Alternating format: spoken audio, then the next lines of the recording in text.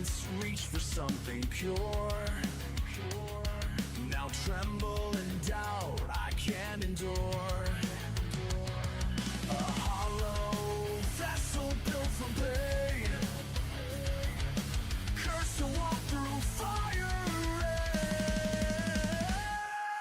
rain. No salvation, no peace inside. Only echoes of the self I hide. Born from ash, forged in shame. You can't kill what never had a name.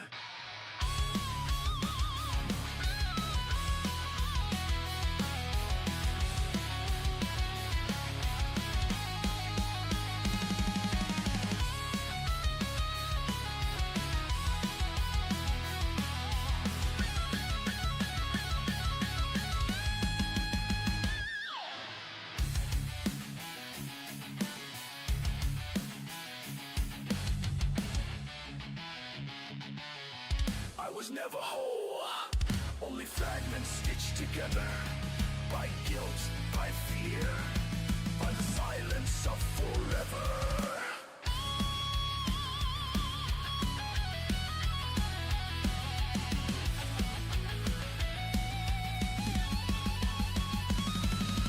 Drown me in the crimson mist, where guilt and madness coexist. The light I lost, I let it die, buried beneath the fractured sky.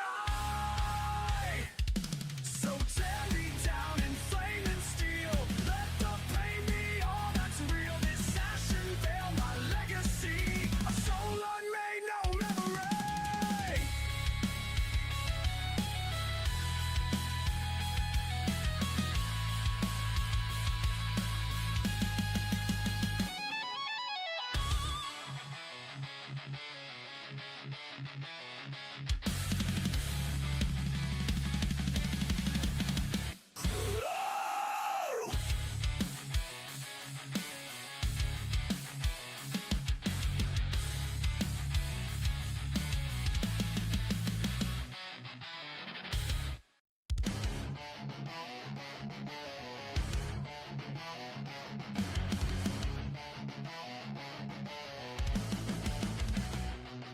In silence I dwell, a ghost beneath the skin. Eyes burned by truth, I bury deep within. The ash of my name still stains the earth. No rebirth, just a memory cursed. I scream through the static of fractured dreams, a shadow of man torn at the seams. Drown me in the crimson mist, where guilt and madness coexist. The light I lost, I let it die, buried beneath the fractured sky.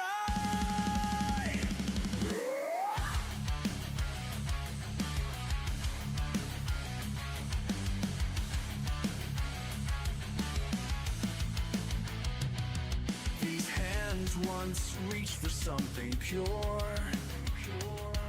Now tremble in doubt, I can't endure.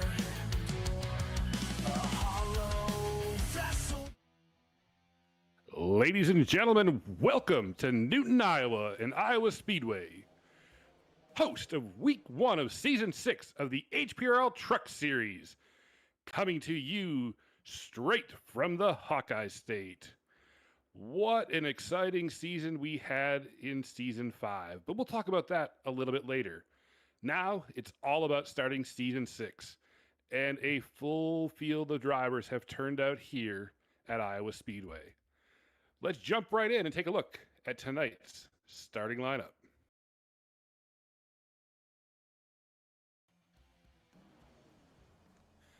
On the pole, the number 29 of Jesse Sperling with a 23.562. Seth Owens, P2 in the 3 truck. Starting in P3, we have the 43 of Caleb Sibbett and the 46 of Justin Walters. Starting in P5, the 58 of Joshua Baker, and newcomer to the league, 62 of Joey Creech, starting P6. Starting P7, we have the 2 of Mickey Sundera and the 15 of Christopher Hockley. Starting P9, the 14 of Emil Duna and the 5 of Derek Grigsby in P10. Starting P11, we have the 51 of Patrick Schaefer, and in P12, the 11 of Tyler Spry. In P13, we have the 74 of Brian Torrey, and in P14, the 12 of Chris Griffin. The 21 of Stephen Justice will be in the 21 in P15, and the 18 of Jerry McKinney in P16. The 85 of Jason Baker, P17, and P18 belongs to the 65 of Keenan Kimber. And in P19, the 1 of Taylor Locklear will be there, and in P20 beside him will be the 22 of Aaron Longworth. Starting P21, the 42 of Kevin Winker and the 78 of J.D. Baker in the 22nd starting position. Starting 23rd, the 50 of Jason Steptoe and the 70 of Steve Whitmore starting P24.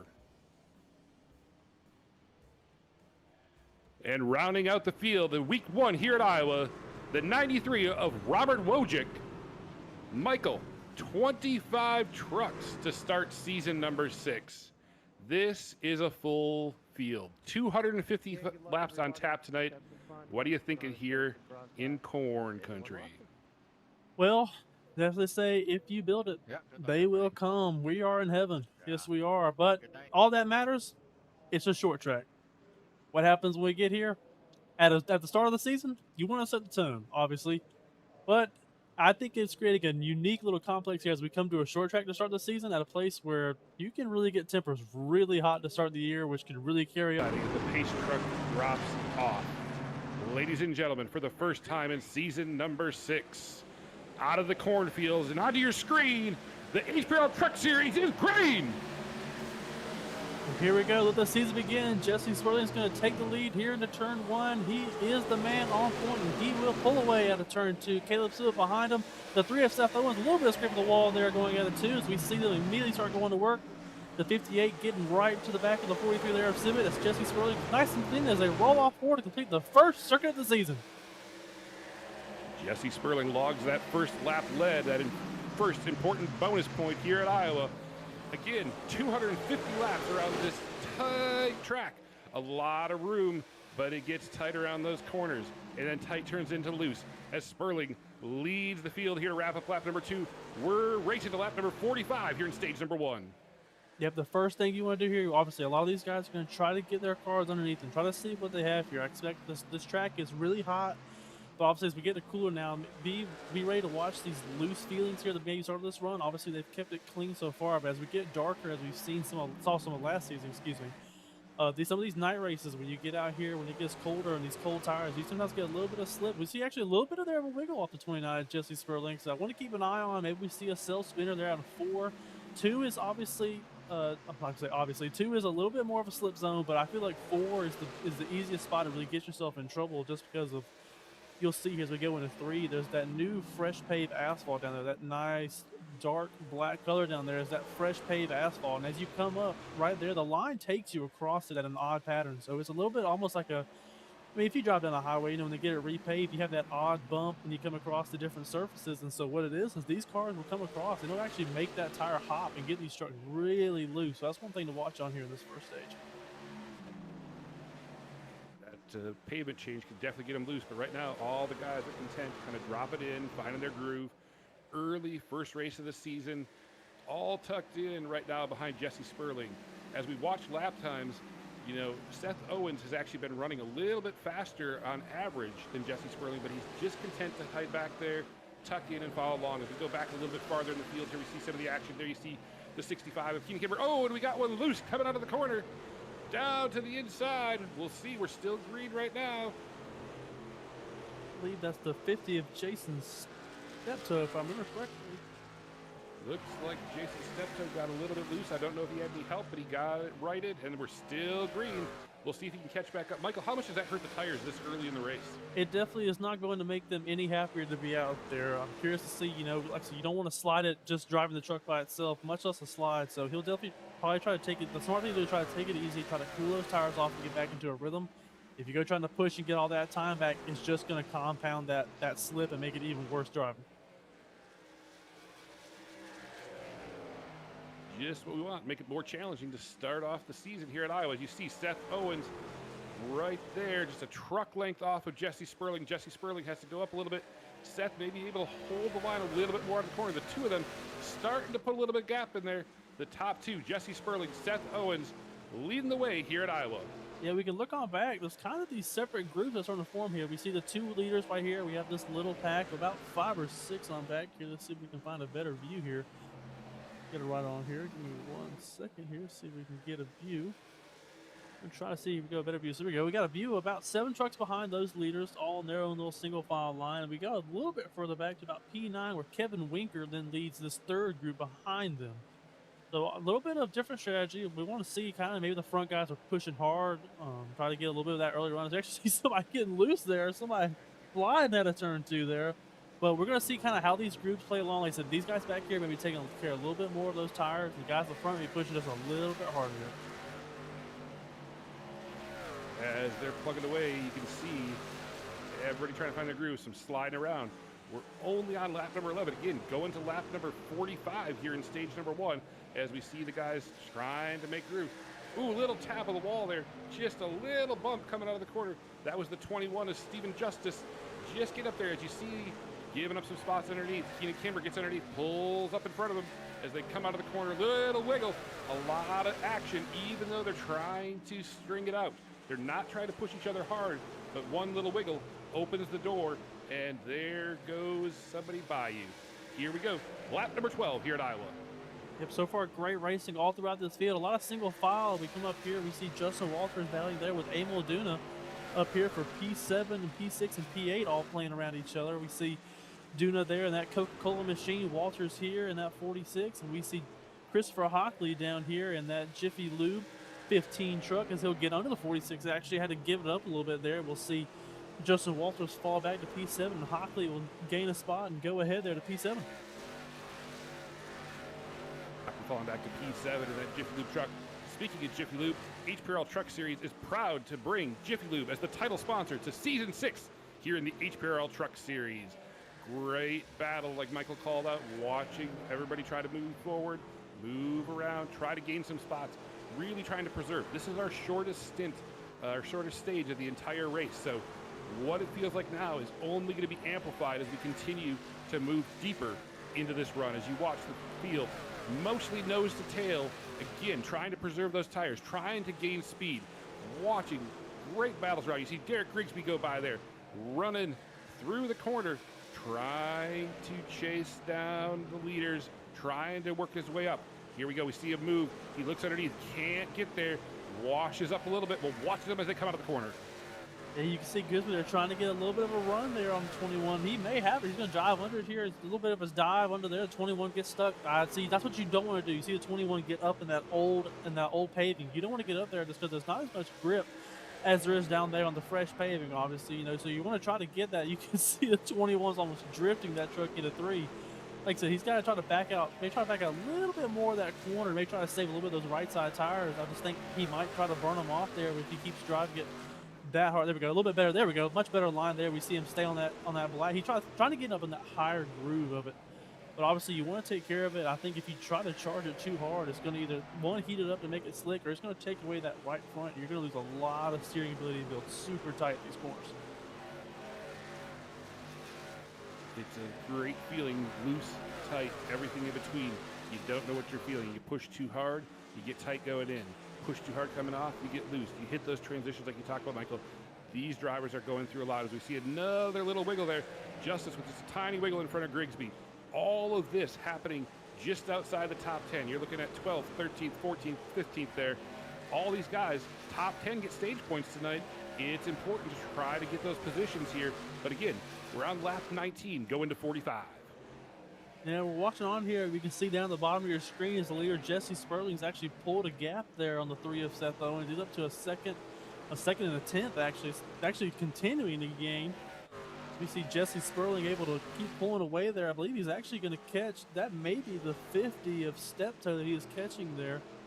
Let's See if we can catch an eye and see who that is. That is the 50th Steptoe right there, trying to stay on the lead lap here, fight for everything he's worth. But obviously, you know, it's hard when you're already this far back. Sperling, like I said, taking care of his tires. You can see how far he's pulled away from that group behind him. He's just gonna have to run as hard as he can, and if not, make sure that he's the only truck a lap down. That way he can get the wave around if we get a caution at the end of this stage here. Yeah, key point. Going a lap down is not the end of the world as long as you're the first truck a lap down. You see, gives plenty of room to Jesse Sperling. Jesse Sperling just roping the bottom. I want to take a look back, all the way back in P14 currently, the 74 Brian Torrey, newcomer to the league this season, but Brian has been running a consistently faster lap average over 3, 5, 7, 10, and 15 laps over the rest of the field. Biding his time. You see him go down to the bottom there, working underneath Grigsby. Very methodical. It'll be interesting to see, has he used up a lot to get to this place, or is he been conserving and is just methodically able to pick apart the trucks? Now, of course, as soon as we talk about those lap times, Seth Owens throws up the fastest 20 lap average. Seth obviously up there trailing in P4 currently, so maybe he used up a little bit tire, or maybe he stayed, now he's going to push. But this is a great battle as we watch newcomer Brian Torrey working through the field. Yeah, we watch here on the 74. I actually prefer his line. I've always liked the bottom line here at Iowa. You know, it's a little bit less of tire or a little bit less tire degrading. I'm sorry, it's a little bit more of a tire saving line, as opposed to that high side where you're having to roll the corner and you can carry more speed up there. But usually that includes more wheel input and it gives you the freedom to get on that gas a little bit sooner up there on that higher side. So that's why I try to prefer to get down to that white, not all the way to the white line, but try to get as close as you can to it and let that truck roll smooth in the bottom and save that right rear. As we see, Grigsby's actually going to pull ahead of the 74. That's going to throw some dirty air on the front of Torrey, who now has Locklear behind him looking for a window. And I think Locklear may try to dive under here in 3. You see the 74 is actually going to shade down and try to block that off, as Locklear is worried with Whitmore sitting behind him. As we watch on, it actually looks like we had Jesse Sperling. Oh, nope, I'm sorry. Just lagged a little bit. Jesse Sperling is still your leader, excuse me. As we can see, he's up to a 2.2 second lead there off of the 58 of Joshua Baker, with the 2 of Mickey Sundara behind him. Yeah, Jesse Sperling has been consistent up front, but we've had some moving and shaking. Like you said, Joshua Baker up to P2, and Mickey Sundara up to P3, and Caleb Sibbett up to P4. So Seth Owens pushing those early lap times, a lot of speed, maybe falling back a little bit now as we start to see the field slicing and dicing. We're just over halfway in this first stage. Again, going to lap 45 here in stage number 1. These guys are really starting to now pick one by one. We're starting to see who conserved and who maybe pushed too hard. Again, I cannot emphasize enough, this is the shortest stage of the race. So everything we're seeing here is only going to be magnified more as we get into stage 2 and stage 3. And we see Seth Owens take away a spot, fighting here. Great battle. Seth Owens, Emil Duna, Christopher Hockley, all around there. As we see Duna wrapping the bottom side. Little wiggle coming out the corner, slides on up, and he'll take over the position for P6. Now we watch on there, Emil Duna there to P6. You can see Steptoe behind these guys. He just has nothing left but burning off those tires. Oh, we got to slide down the front stretch. Did he save it? He did. That'd be Christopher Hockley who went for a ride right there down the front stretch, able to hold on to it. As I was saying, you see the 50, 2 cars ahead of him. The 50 is a lap down, so obviously he's fighting as hard as he can after that spin there at the start of this one, but you can see he just doesn't have the tire. It's already been wore off just from him. So that little slide, maybe trying to push a little too hard to stay in front of Jesse Sperling there. But as we see him, he's going to continue to fade on back here. Like I said, the damage is already done. He's already a lap down, so he doesn't really want to get any of these guys away and get himself twisted in trouble. As we'll keep an eye on Hockley to see if maybe he fades any there. But as we look up more towards the front, we see the 58 has actually been passed by the 2 of Mickey Sundara, and Sibbett's actually closing on the 58 as well as Sundara moves his way up to P2. There's a little bit of wiggle off turn 4 right there.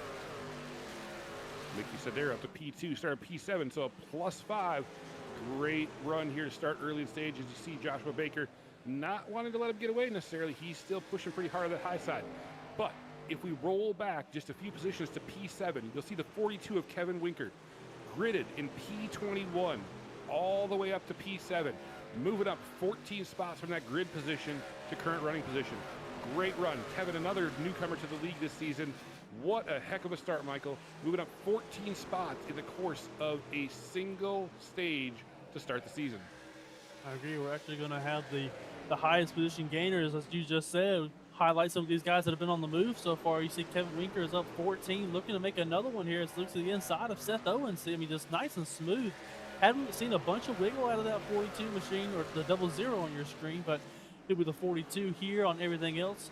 But we see Winker has just been able to just really keep that truck nice and smooth. You see he's roped that bottom beautifully, and look at the run he's able to get just from having that tire there as he's starting to work on Seth Owens here, who's kind of stuck on that outside groove. There you go. See Owens drift up a little bit. And the 00 or the 42.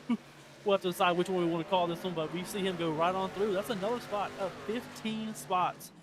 Looking back there, you see Whitmore's up 9, Keenan Kimber up 8, and Landera's up 5, and Emil Duna is up 4 as your highest mover so far in the race. Highest movers and shouting out Emil Duna. Hey, chat, we see you. We see you say coming on 14. Emil Duna getting some love in the live feed coming across your screens right now. Great battles throughout. Moving, shaking. Obviously, if people are gaining position, that means people are falling. So some people are happy. Some people are maybe a little bit frustrated. Again, stage number 1. We're on lap 35. We're going to 45, so it's rounded out. We've been clean and green so far here at Iowa. All clean, all clear so far, which is what a lot of these drivers want to see. This is a short track, really, where you want to kind of get in rhythm. You know, it's a lot of braking, a lot of just. You see Seth Owens at the top of your screen wiggle again as I watched on there. Dude's gonna look to the inside here of Joshua Baker. He's gonna try to get P3 here. I'm sorry, P4 right here. Joshua Baker trying to get on the inside of him there. Let's see if he's able to stay there. Nope. Joshua Baker's gonna get the run off the corner. Duna, a little too hard. Ripping the fence up there as he'll lose a spot. There goes Winker for another position. Now he's rolling on to Joshua Baker. We see Winker now up to P5. Duna's going to lose a spot there. Just got a little aggressive there going into 3, and he got caught up in that old asphalt and just doesn't have the grip that he needs to get that truck turned down. But I'm interested to see Seth Owens has fallen all the way back to 7, so I'm interested to see kind of if he's going to adjust after we get done with his first stage, maybe try to take a little bit more of a conservative effort. We saw him pushing hard there at the start, trying to go run these guys down, and I think he's ultimately paying the price here. Indeed, he might be paying the price a little bit, but you talk about Duna up high. He's just making sure that every row is planted in this field, using up every inch of that track. In that currently running through P6, as we go back a little bit deeper in the field, you see Keenan Kimber. You see the 46 of Justin Walters. Ooh, pushes up a little bit. Chris Griffin probably wishes he had a little bit more room there, but good job, everybody, keeping it clean. Ooh, looking to go 3 wide Iowa. Maybe we're going to think better of it as we head into the corner. You might want to hold on, but it's just like Chris Griffin wants to go here as we see these 3 Ram trucks trying to figure it out. Oh boy, Griffin's going up there side by side now. Griffin's just trying to get around either one of these guys. The 46 is throwing, there we go. 46 actually gets up high to that groove. He's going to take the high road, a little bit of a wall scrape. Here comes the 21 and the 1 now diving underneath them. That's going to really hurt Justin Walters. We're going to see him lose about 4 spots here. Locklear below him there in that WeatherTech monster machine.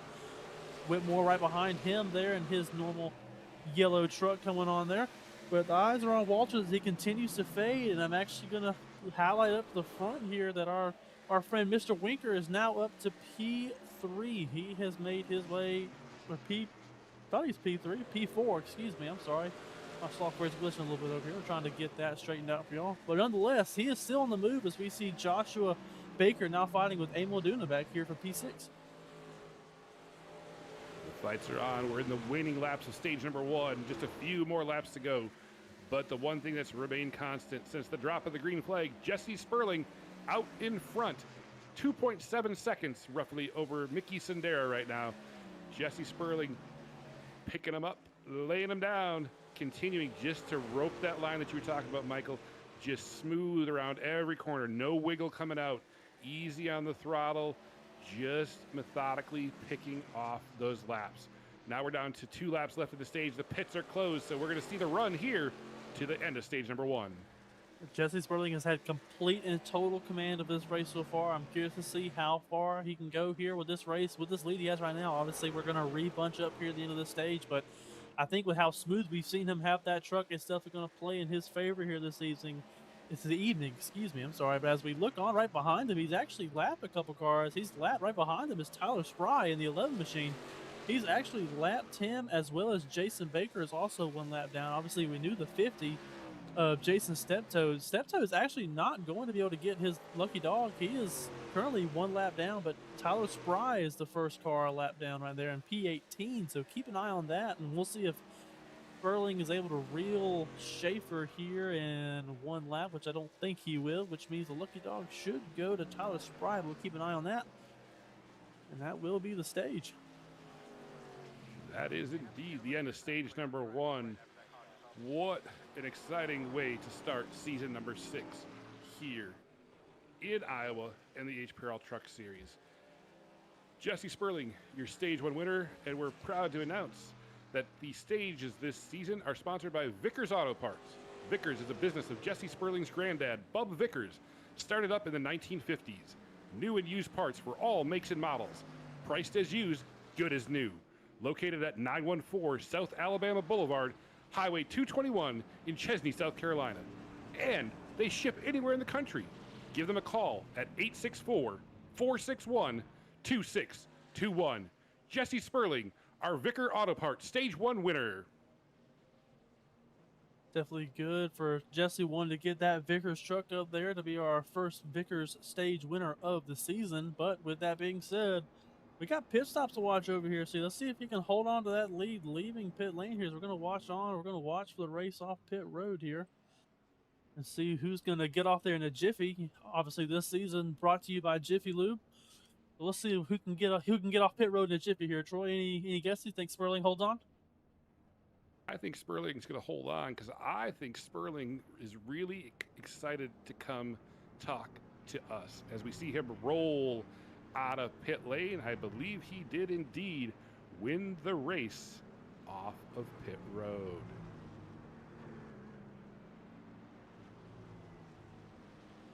He is indeed your pit road winner, the 29 Jesse Sperling. Let's see if we can maybe try to drag him up here for a second. Hey, Jesse, it's Michael and Troy in the booth. You got us?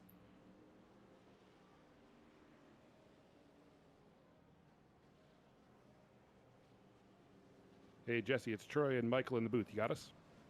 Yes, sir. Well, you set the fastest lap. You sat on the pole representing the Duna Electric Pole Award. You honored your sponsor, Vickers Auto Part, by bringing home the first stage win. How are you feeling out there? I had to do it for Vickers Auto Parts, man. it feels good. Really trying to be smooth and save the tires. Well, look very strong. Anything different you plan here in stage 2? It's a little bit longer. We'll have to find out, man. All right. Ladies and gentlemen, your stage 1 winner, sponsored by Vickers Auto Part, Jesse Sperling. Good luck, Jesse. Thanks, guys. So, Michael, it sounds like it's exactly like you had said. He was looking for consistency and saving the tires, and it paid off there in stage 1.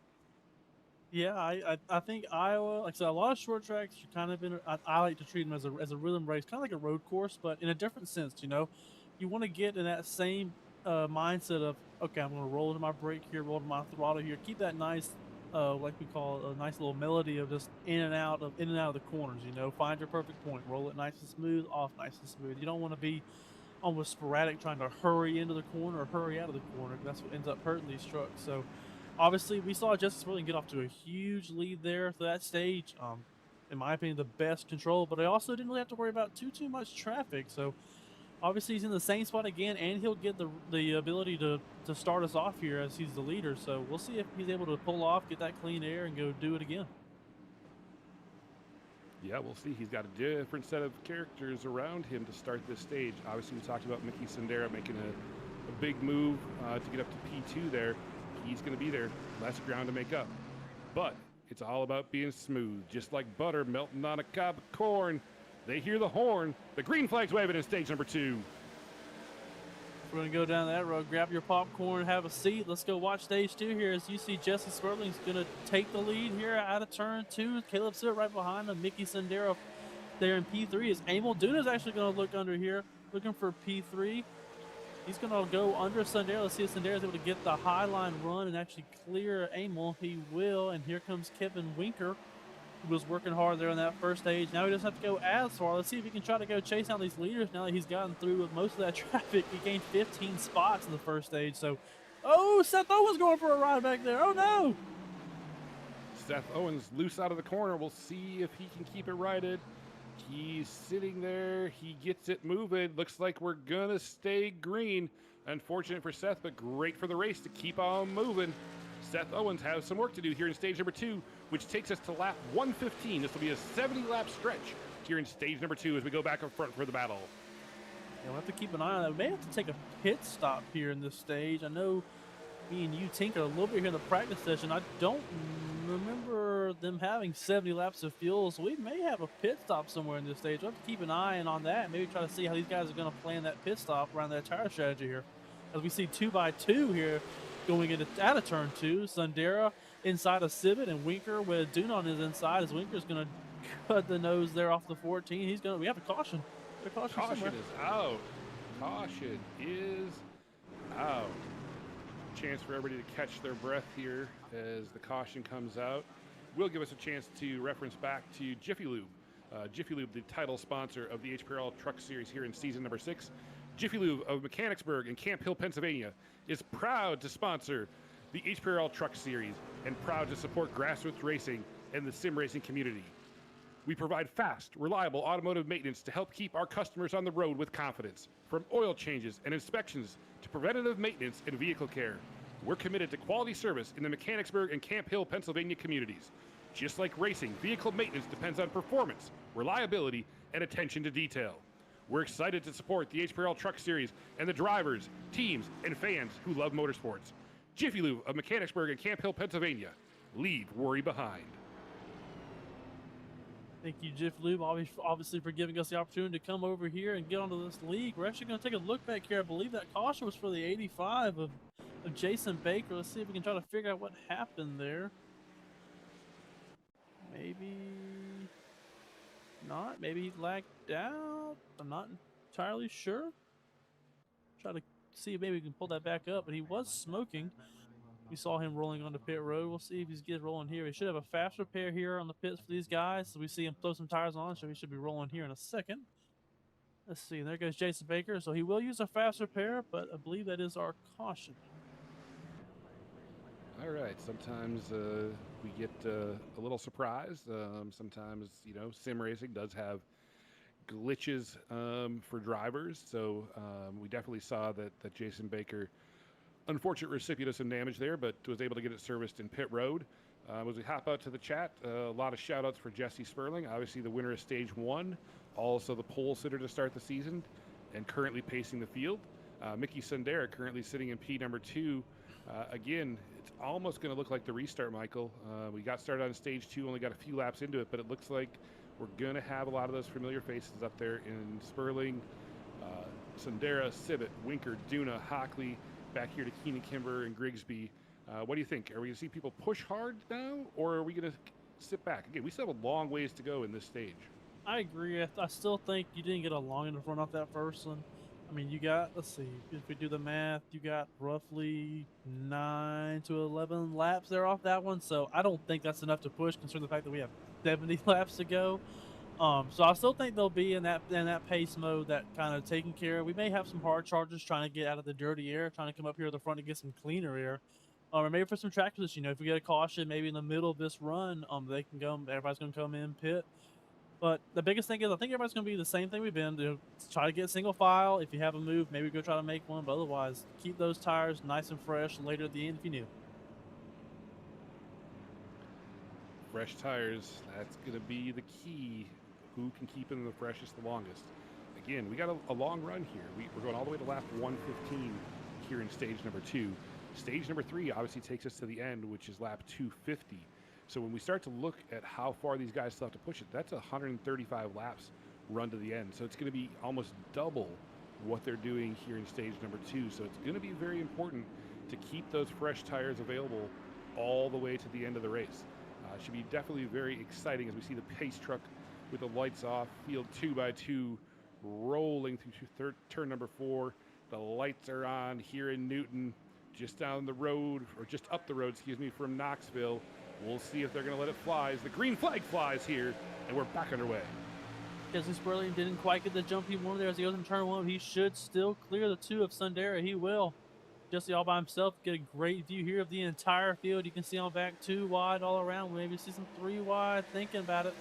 We'll keep going on here. Jesse Sperling, your leader, still driving down here into turn 3. Look on back. See Kevin Winker back there in that teal and green machine. Outside the 43 of Caleb Sibbett, those two side by side. You have Duna and Kimber. Keenan Kimber actually gained another spot there on that restart. Keenan Kimber is trying to make some more haste, gets his way up here a little bit more. But as we watch on, Jesse Sperling still your leader at a 2, headed to 3. And you get a nice wide shot of the field. The sun going down and the fields in the background. The lights on, the grandstands are full. Michael, is this heaven? No, I wish it was, but this is Iowa. Well, Iowa is week 1 stop for the HPRL Truck Series, and they're putting on a show that makes it feel like heaven. Look at these guys pushing. Single file up front. You see some moving and shaking. 2, 3 wide towards the back. Everybody pushing hard here on lap number 60 of Iowa's starting race. Yep, great start of the season here. I actually see the 62 got a little bit of contact there, I believe, off the door of the 3. You see there, Creech back there trying to keep fighting for his spot. We watch on here. This pack back here is a little more tangled up as opposed to the guys up here at the front. They've all single file. We watch on here. As I say that, we have a couple guys. We're trying to start making some moves here towards the front of the pack. Look on, we see McKinney there on the inside. If we can get a better view looking up here. You see Jared McKinney inside. I can see it. A little bit of a walk contact there. That pink truck. Can you tell me? The 42. There we go. Aaron Longworth. Aaron Longworth working the high side outside of Joshua Baker. Pushing hard. Jerry McKinney just in front of them. These guys, if they're trying to save Michael, they're saving it in a very impressive way because they are pushing each other hard back here. I agree. These guys are racing very aggressive. And I think, I'm going to say aggressive, they're definitely pushing it hard. I think they're trying to get, like we said, they're trying to get out of that dirty air. We see the 42 actually get a nice cut down there, trying to get down to the bottom of this line. Like I said, these trucks are hard to drive when you get in all this dirty air ahead of you. So we see the 74 look towards the inside of the 42 there, a little bit of wall scrape there off the car in front of them. But these guys are trying to get any kind of position they can because the further they can get ahead of these 2x2s and 3x3s and everybody in their way, they'll be a lot easier to drive this truck. This is just an absolute handful. As you saw right there out of turn 2, the 42 is just sideways right there, able to hold on to it. But, I mean, he's pushing hard, trying to get away from all these guys. As you look ahead of him, you can see Griffin up there with McKinney, Joshua Baker, and Locklear. They're all fighting for position. It's hard to move and it's hard to drive. Hard to move, hard to drive. I said we're just up the road from Knoxville. We're sliding it around like 410 sprint cars up here. A lot of action. We see Seth Owens working underneath Longworth now, roping the bottom side, trying to take that position. Again, pushing hard. Looks like he wiggles coming out of the corner, just like you said. Oh, and another wall tap. A lot of action back here. A lot of action up at the front. Kevin Winker has not taken the lead. Jesse Sperling is still your leader, but Winker has closed on him. He's down to 0.35 there. As we see Winker starting to run down your leader, Jesse Sperling. He's probably going to catch him. We saw Winker had a great car there in that first run, able to make his way through the pack. We'll see how far he's able to progress here as we watch on, but you see a lot smoother of a line there. Jesse Sperling still nice and smooth, like a surgeon through here. We're going to watch him dive on in here. Not all the way to that white line until he gets right there in the middle of the corner, and he brings it right back up. You see Winker actually gets a run. He's cut it down to 3 flat. Keep an eye on that. Looking around, we still got plenty of racing going on around here. You see the Hockley of 70, the 70 of Whitmore and the 15 of Hockley are battling, but we're going to hold on here and watch these leaders continue to duel it out because Winker is there. He's closing. It's 0.1, a tenth closed down. Let me get my mouth going the right way. He's a 10th, and he's looking to the inside. Let's see if he makes a move here going into 3. He is. He's going to shade. Here comes Winker for the lead. Winker looking underneath Sperling.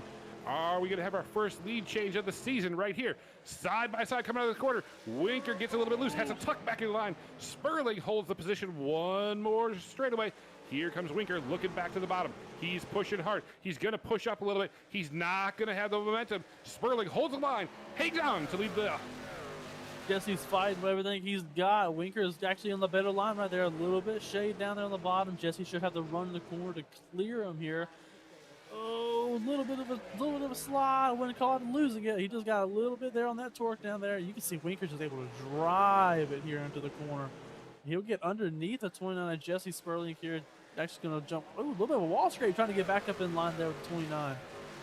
All it's doing is opening up the door for the two of Mickey Sundare to come run these guys down. Jesse Sperling's just trying to save as much as he can, but obviously now he's under attack. He's hoping that the two can come and try to help him out here with a 0-0 right behind him. Try to see if he's able to Sundare to able to help fight off Winkler to where Jesse can pull off back to that lead again. Winker trying to roll Sperling back in. Sperling holding that top line as Winker was battling him down low. Michael, do you think that Sperling was giving him the bottom line to take away the corner exit? Like, yes, it was the preferred line going into the corner, but he was choking off where Winker was able to go on exit, and that's why he was able to hold him off? It's hard because you could say that, but I could also say Jesse may be driving it a little aggressive in the corner, and he doesn't want to burn the right front, so he's having to kind of coast on the high line to not fight the car back down. As we see over there, he's kind of migrated there to that higher line. Probably, yes, trying to take a little bit of that exit away and not worry about the run down the back straightaway. Now, let's open up the door. We'll see on here. I just can't tell if he's maybe charging the corner a little bit and not trying to wear off the front, or if he's just trying to take away Winkler. But, I mean, Winkler is able to get down there on that bottom. They're side by side. He may clear him here as they turn to one. We'll see Jesse Sperling's wide apex here. Let's see if he's able to hold on to their right rear quarter panel. Oh, a little bit of a wiggle there for the 29. He's still side by side though. This Winker is going to draw here in turn 3. Sperling's still on that high line. He's out. He's on the old asphalt. Let's see if he can get it round up enough to get side by side again. Ooh, going for the crossover. Back under. Here comes Jesse Sperling looking to go back underneath the 0-0 here. Now he's on the bottom line. Let's see how he's able to roll as well as the 40. As the 0-0 was. But as we said, all this is doing is just bringing that 2 of Sundara right up to him. Mickey Sundara, the benefactor as far as gaps go, but Kevin Winker, the benefactor out front now. Kevin Winker leading here at Iowa as Jesse Sperling now falls into P2. Mickey Sundara making a push into the corner, enters high, just shading half a truck lower than Sperling, goes all the way down to the bottom. He's pushing, and he's underneath Sperling going into the corner. Is he going to clear him? He clears him. Sperling gets a little bit loose and slides it. Here we go. Mickey Sundare up to P2. Can he chase down Kevin Winker? They're pulling away from the rest of the field. Winker, a good 6-7 truck length gap to Mickey Sundare. Mickey Sundare hard through the corner. Jesse Sperling in tow. You said the 2 magic numbers right there. Obviously, one for that. We're going to hit a 6-7 right there off that one. But as we watch on, the Sundare is around Jesse Sperling, and I think that's the best play for Jesse Sperling. Now, maybe thinking, why you want to get up positions? Sundara has taken care of his tires. He's been running smooth. If you can get Sundara now to go up there and fight with Winker, what that can do is that's going to do exactly what it did for Sundara. It's going to bring Jesse Sperling back up to him, let them 2 go fight it out. You back off, cool off your tires, wait there for a second, and then go right back to charging at him when they start battling each other. But what he needs is he needs the 2 to go run down the 42. We've seen the 42 just continue to make speed, continuing to be nice and smooth there, but Sundara has actually made up a little bit of ground. He's about 4/10, close to 5/10 there. We'll keep an eye on this gap, but like I said, Jesse Sperling is not a bad thing for letting the 2 go by. He saw the 2 closing on him. He's hoping the 2 has enough speed to go run down Winker and try to make them 2 battle to bring him back into the picture. Those tires, we still got a ways to go. We're only on lap number 75. As we take a look back here, a little bit deeper into the field, we see the 15 of Christopher Hockman there. Hold on to it! Steven Justice, big slide out of the corner, great save, but he's going to give up a couple spots as Joshua, he dives hard back up to get in line.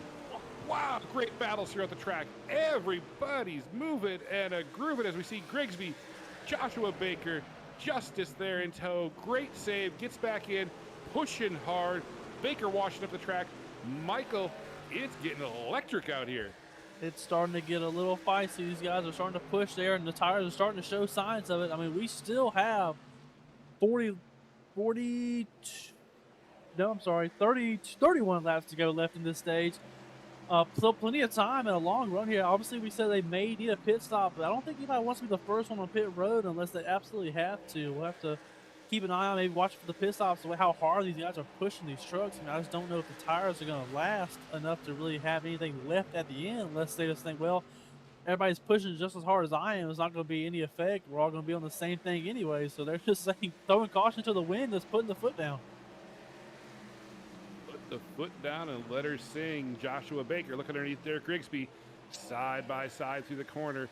This battle is going on around P9 and P10 as we watch everybody playing nice again, single file, getting in there, side by side behind the battle we were just watching them go down the straightaway. What a beautiful sight here at Iowa.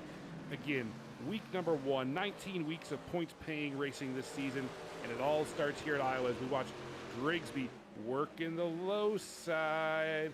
Is he gonna clear? Not quite yet. Whitmore says, I'm not ready to roll over. Grigsby pushing hard as they head out of the corner and down the straightaway side by side. Whitmore in the wall. A little bit of contact there from 70 Whitmore. He's trying to hold on as far as he can. You actually see Hockley up ahead of these guys. He's way up the groove there up by the fence. He actually got a little bit of the wall. The 70 gets a little bit more of the wall. These two have scrubbed it a little bit. The Grigsby's coming. Grigsby's running down Christopher Hockley. You see Hockley's trying to get right there, perfectly on the edge of that asphalt up there. So he's trying to use the advantage of the high line, but Grigsby is flying. He tagged the wall one more time. He can't get away from it. It's like a magnet. Grigsby's going to dive under here. The 15 to 70 go up on the high side on the old asphalt, and you can just see how much better if you have the tires to work that low line. As the 5's going to clear the 15. See if Hockley tries to dive back under. The 5's going to cover up there. Back down there onto that nice, pretty black asphalt. You see the 70 caught up on the high of it back there. We keep watching on through this field. We've seen great racing so far. Like I said, a couple of these guys starting to push a little bit to fight some more spots, get a little bit of a wall scrape there, but I don't think it's going to be anything too detrimental to their trucks. As we see, Grigsby right here is leading this pack of about 8 to 9 trucks ahead. They've checked out by about 2 seconds here. The 43 and the 65, kind of their own little groove. Then obviously the 42, the 00 of Kevin Winker has pulled away from the 2 of Sundera. He's 2:10, so Sundera's actually closed the gap just a little bit between the two of them. And you can see behind them Jesse Sperling trying to get his way around the 50th Steptoe, who unfortunately now is 3 laps down. He wasn't able to get that lucky dog, and actually he got a little bit of damage incurred there, so may have had a little bit of wall contact early in this run. Yeah, pushing hard here at lap number 88. Michael, lap 90 will put us at the same point that stage 1 ended. So we're about to get into territory these guys have not seen with these trucks tonight. We're about to go farther than they've gone on any run. Yes, we had a caution early in this stage, but it was very early. So the tires right now are going to be the hottest and most worn they've been as we watch them slide. We've already seen sliding. We've already seen dirt tracking. A lot of great saves from those. What are they going to feel here in the last 20 laps or so of this stage that they did not feel at stage 1? Well, it depends on how they drove their truck. So there's 2 ways that they can be feeling as you get really late in the run. You can go 2 ways. So if you're really hard on that right rear, where we see these guys maybe get a little loose out of these corners. So if you're really trying to get the truck to drive out of the corner, what it's going to do is it's heated up those rear tires. So it's going to be real easy to keep sliding. You'll see these guys wiggle a little bit more, and a little bit more, and a little bit more, just because the tires are so hot in the back of it that it's so easy to go ahead and just let them slip on and slip on up. Now, the other side of that double-edged sword is if you drove too hard into the corner. So if you just absolutely are just wheeling the truck in, putting all of the wheels to hang it to the left to get driving that corner and get down to that line, what it's done is it's heated up those front tires, specifically that right front. So if that right front gets hot, what you're doing is you're going to lose a lot of turn in the truck. Is what we like to say is that wheel, you don't want to crank the wheel. So, your car, usually if you want to make a nice turn, you want to put a little bit over. You don't want to yank the wheel over. Well, it's the same thing in these trucks. You want to have a nice, smooth movement of your wheel. Let's see if we can maybe try to catch an onboard view of maybe some of these guys up here at the front, and we can better describe it here as we're going to ride on board the 2 of Sundera. You can see that wheel right there. He's not really cranking the wheel. He's got it at about maybe 10, 11 o'clock. So if you start hanging the wheel maybe towards 9, 9:30, a little bit more, the more you hang it to the left, the more heat you're packing into that tire. So it's just going to make it hurt to where you're either going to have to back out the corner to make it at the same speed a little bit earlier, or you're going to have to put even more wheel into it, which is only going to compound that. So it's a matter of player's choice. I prefer to have the rear of the truck be a lot loose as opposed to being too tight to where you can't really drive into these corners. great onboard view as we watch Mickey Sendera try to chase down Kevin Winker in lap 94 here at Iowa, going to lap 115. Things have calmed down, dare I say it, just a little bit as these guys are really starting to push. Now, Michael, you talked earlier, Jesse Sperling out in front all of stage 1, led early here in stage 2, gave up a couple positions, fell back to P3, but he hasn't really dropped back, just hanging back there, biding his time possibly. Do you think he's going to make a push here as we start to get into the last 20 laps of stage number 2? I think he definitely has the opportunity to, especially if the two, let's say he wanted the two to be a little bit closer for a little bit more of this run, but then again, Winker may be pushing a little bit harder to try to stay away from Sundara catching him. So what Jesse's going to watch for here is, as he obviously he's going to try to time this out the best he can with his tire, but if the two's not able to get there, he's going to start pushing a little bit more just because I think he's let the tires cool off. He's given that truck time to almost reset the tires and make it to where it's little not as hot to where it's easier to drive it. And so if the two's not going to catch the 42, then he'll just go try to get as many spots back as he can to set up for this next stage here. As we said, only about 20 laps left to go, so this is about his decision time of what he can do. I will think he will go try and start pushing here. All right, we'll see if he starts to reel it back in, as it looks visually like the gap between him and Sendera maybe shrinking a little bit. Let's see if it's go time. Sendera, P2, Sperling, P3, both of them trying to chase Kevin Winker. As we see Joshua Baker get a little loose out of the corner, Christopher Hockley up high, and Chris Griffin. Here's a battle in the field. 2, 3 wide. Steve Whitmore looking down low. These guys are making it happen. Let's go, they say. It's almost triple-digit time as they head off into the corner. We'll watch on here, the 5 positions here, all the way from P8 down to P12 with Locklear in the rear of this little pack right here. Whitmore's up there trying to play his hand.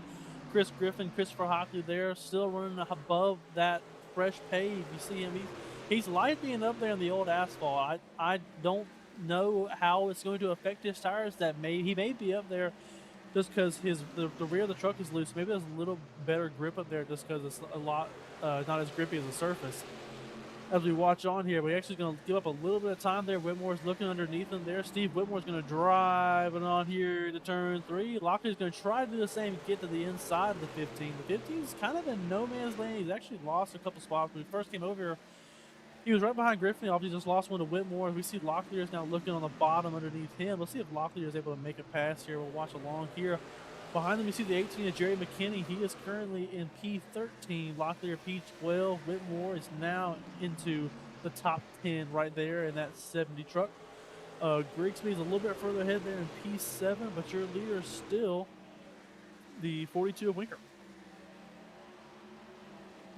Yeah, the Winker out in front as we watch this battle here on the top 10 again. Top 10 pay stage points. Very important as we see, Hockley getting up high. Keeps it off the wall, but it gives up ground in front, and it allows the 74 to push underneath. Here we go, fighting towards the end of stage, lap 102, side by side, deeper in the pack. Everybody chasing those stage points, but those stage points are still a couple positions ahead of them. Great battles all the way around the track. Look at the shot again. The HPRL Truck Series, some of the best drivers in iRacing, putting it all on the line here at Iowa in week number 1.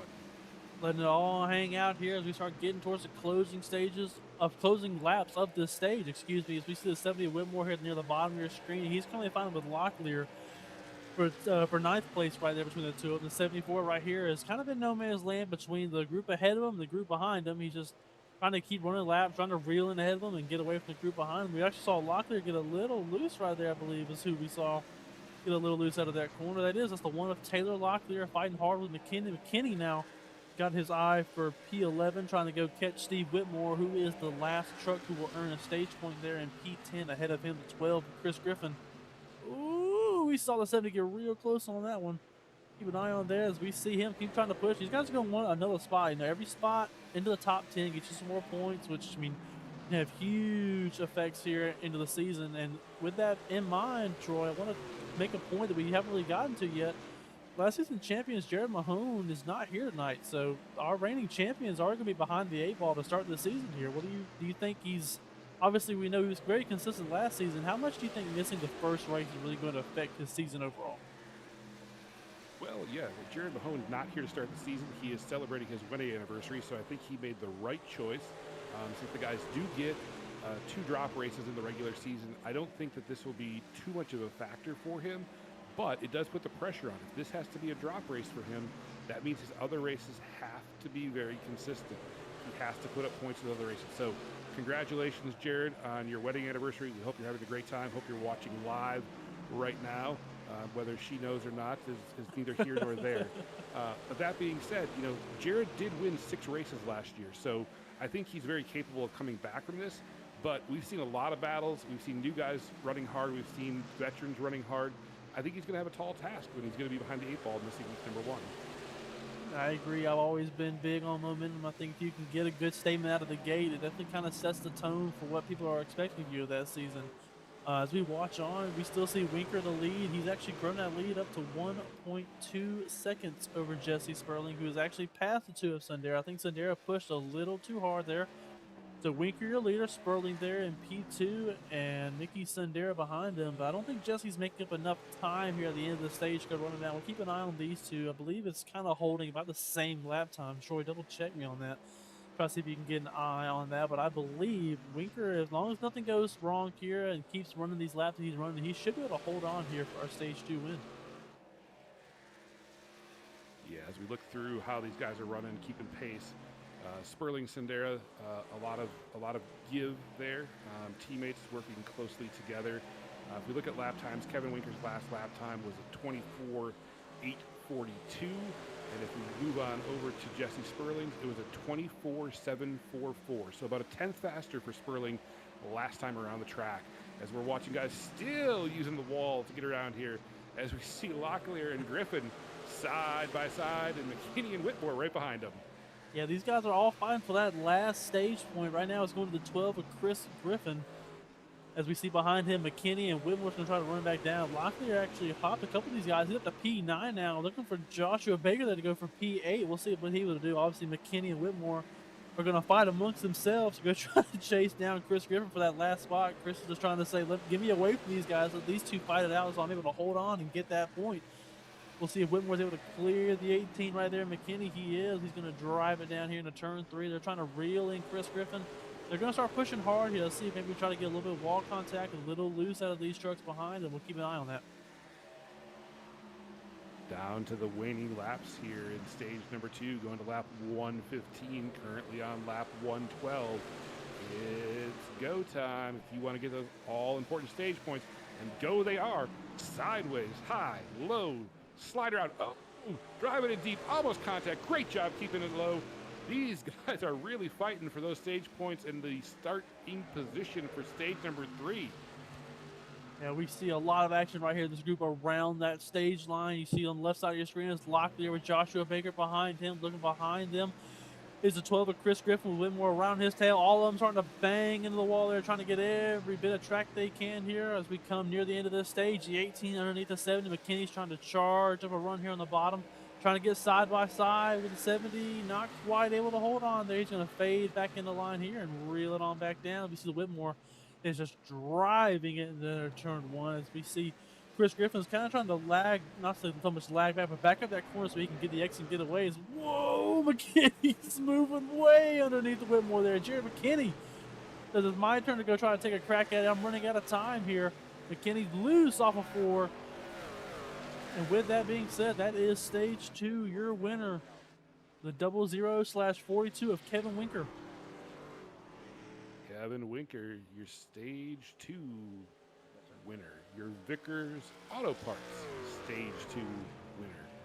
Again, as a reminder, Vickers is a business of Jesse Sperling's granddad, Bub Vickers. Started up in the 1950s.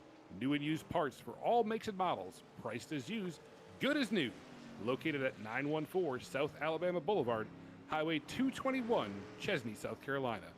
And most importantly, they ship anywhere in the country. Call them at 864-461-2621. Again, your Vickers Auto Parts Stage 2 winner, Kevin Winker. Obviously a great stage there out of the 42 of Kevin Winker. Let's see if we can maybe try to drag him up here and get a quick interview while he's on pit road and with trying to get him up there. We're also going to watch here for the Jiffy Race off pit road and try to see if we have any kind of shake up there. We will get Kevin here as soon as he gets off pit road. We'll let him get his task done and his crew taking care of him, and we'll get him pulled up. Again, these Jiffy Fast pit stops. Jiffy Lube, the title sponsor of the HPRL Truck Series here in season number 6. As we get a great shot here of the trucks getting their service, we see Sperling trying to race Winker off pit road. I think Winker got him. But, ladies and gentlemen, at this point in time, we're going to bring in our Stage 2 winner, our Vickers Auto Parts Stage 2 winner, Kevin Winker. Kevin, heck of a run there through the field in Stage 1. Put it on the point in Stage number 2. How you feeling here heading into the final stage of the race? I'm feeling pretty good. You know, I'm a newcomer to the league, so I just start EOL to start the race and just kind of methodically made my way up to, I think, 4th or 5th in the stage there, in the first stage. And then I really like this track. You know, they kind of ruined it with the repave, though, to be honest with you. I like the older track. But either way, yeah, I like this track. I can seem to stay tired and keep pace. 29 is definitely probably, you know, if the truck could beat, if not myself. So I think it's coming out of myself and him.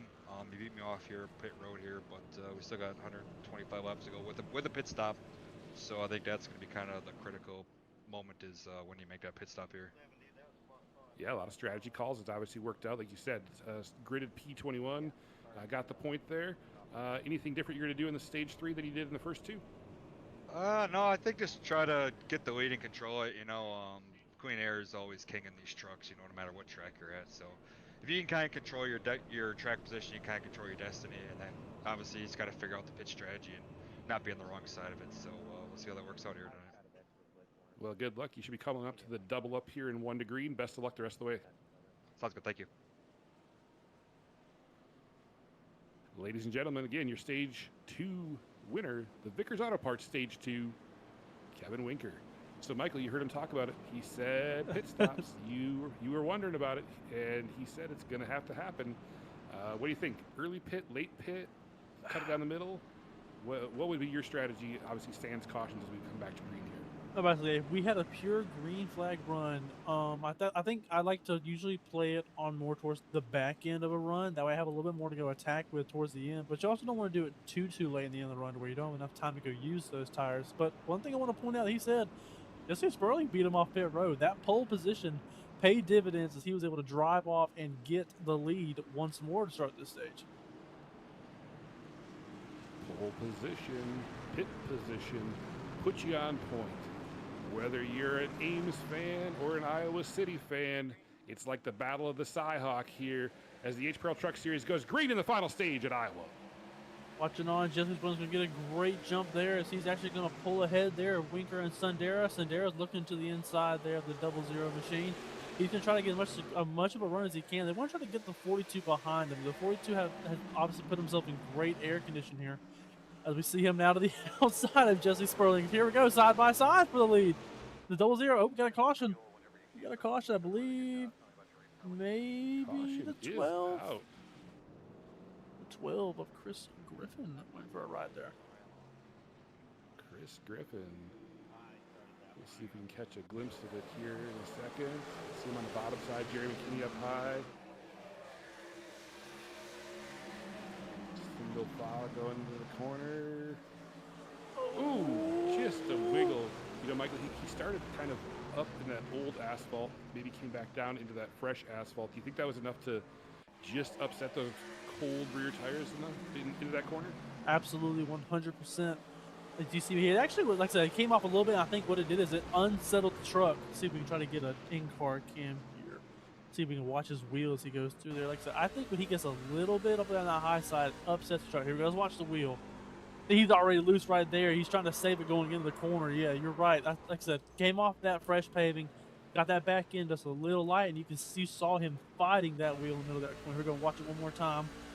Riding along here, you'll see right there, he's already loose as soon as he hits that asphalt, and he's already having to work the truck to try to save it, and is obviously not able to save it and goes around. Yeah, great camera work. It goes to show you that he was already loose, like you said, Michael, before we even visually saw it from outside the truck. So he was already fighting it before we saw it snap. So tough for Chris Griffin here early in stage 3. The good news is it is still early. We're not even halfway through the race. We're closing in on halfway, but we're not there yet. Obviously a chance to get the truck serviced, maybe think about strategy from here on out. I'm guessing it's not going to change too much in your way of thinking, Michael, considering that we only got a lap under green there. No, my feelings are still the same. I feel like if you're gonna do it here, to where if you're gonna get pit road, obviously they have a couple extra sets here, only taking one, so they should have an extra set or two on the wall to use. I still feel like you have to get at a minimum maybe 20 laps to even have an idea of coming on the pit road, just because you're gonna lose track position if nobody else comes with you. And that's what you kind of have to prepare for if you take an early pit stop. A lot of these guys are just gonna purely split it down the center, and they're just going to go with that. Whereas, like I said, if you pit, like, so let's just say just figure Sundera comes in, I don't like a caution, I don't know, let's just say 10 laps. I mean, if he's the only one, he's losing 20 to 15 spots. I mean, this is a lot of dirty air to have to deal with. Well, we are in farm country. Dirty air could be blown in off the field regardless of the trucks, but yeah, it's going to be one of those things where, you know, if you work so hard, we heard Kevin talk about it at the end of stage 2. It's one of those things you fight so hard to get that clean air, so to give that up, it seems like it might be a challenge. Sure, you might get it back if things play out right, but that's a big if, and hope might not be a strategy at this point in time. It might be better just to follow suit and play the cards you're dealt. I agree. You know, like we both say, you don't want hope to be your strategy in a race. You want to have a plan. You want to stick to it. It may have to alter a little bit, but you want to at least have an idea of what you're going to do, not cross your fingers and knock on wood and any other superstition that you can think of to try to get luck to fall your way. Speaking of knocking on wood, look at who's up to P4, Emil Duna. Emil Duna, we talked about him a little bit earlier in the race, working his way up through the field, currently sitting P4. The last time these trucks were here in Iowa was season 3. It's been a while since they've been here. In that race, Emil Duna finished P2. He is the only, or the highest finishing driver from that race in the field tonight. So maybe he's been, you know, lurking back there, biding some time, restarting here in P4. But as the pace car drops off, for the first time in season number 6, we're going to crank it up.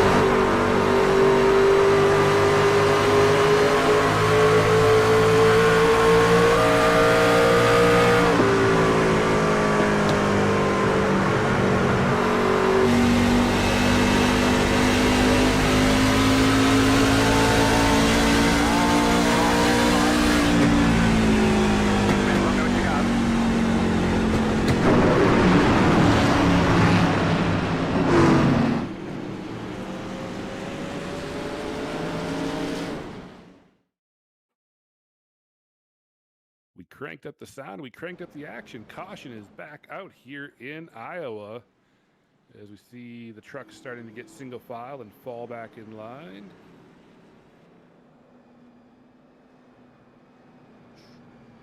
Just trying to see if we maybe catch what happened there.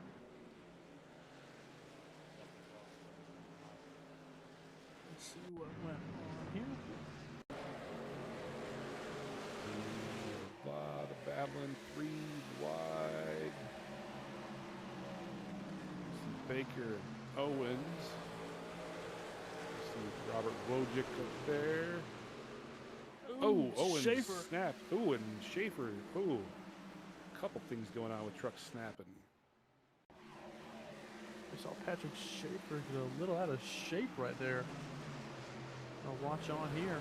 51, that gray and white machine down here at the bottom. Inside Whitmore. Whitmore got the wall right there. Gonna drive it here into turn 3. Down there, he's gonna try to get all the way on the throttle, try to bring it all the way back up. Just gets loose, stays in it, able to hold on to it. You see somebody go cutting through the grass there at the very end.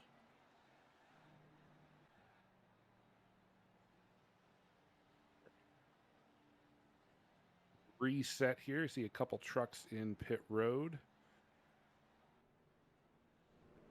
A little bit of action here to start stage number 3. Sun's going down. Urgency's going up. But we still have over 120 laps to go. Everybody pacing behind Jesse Sperling. Kevin Winker, winner of stage 2. Jesse Sperling, winner of stage 1.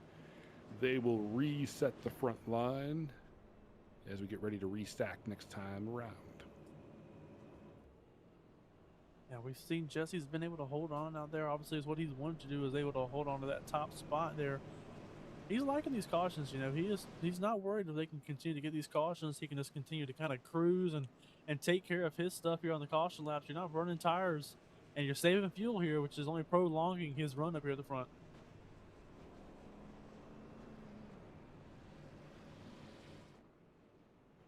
Cranking it out lap by lap. We're going to get ready to reset. Again, pacing here on lap 130 at Iowa. Again, a full season of action set to come our way with the HPRL Truck Series. Obviously starting off here at Iowa today. Next week, we'll head off to Texas, followed by Indianapolis, North Wilkesboro, Lucas Oil, Kentucky, Milwaukee, Richmond, New Hampshire, Darlington. All very exciting stuff to come. Then there will be an all-star break. More to come on that in the future. Chicagoland, Bristol, Kansas, Gateway, and Charlotte end the regular season. Phoenix, Talladega, Martinsville, and Homestead will round it out. But again, tonight's focus is here at Iowa Speedway in Newton. Lights are off on the pace truck.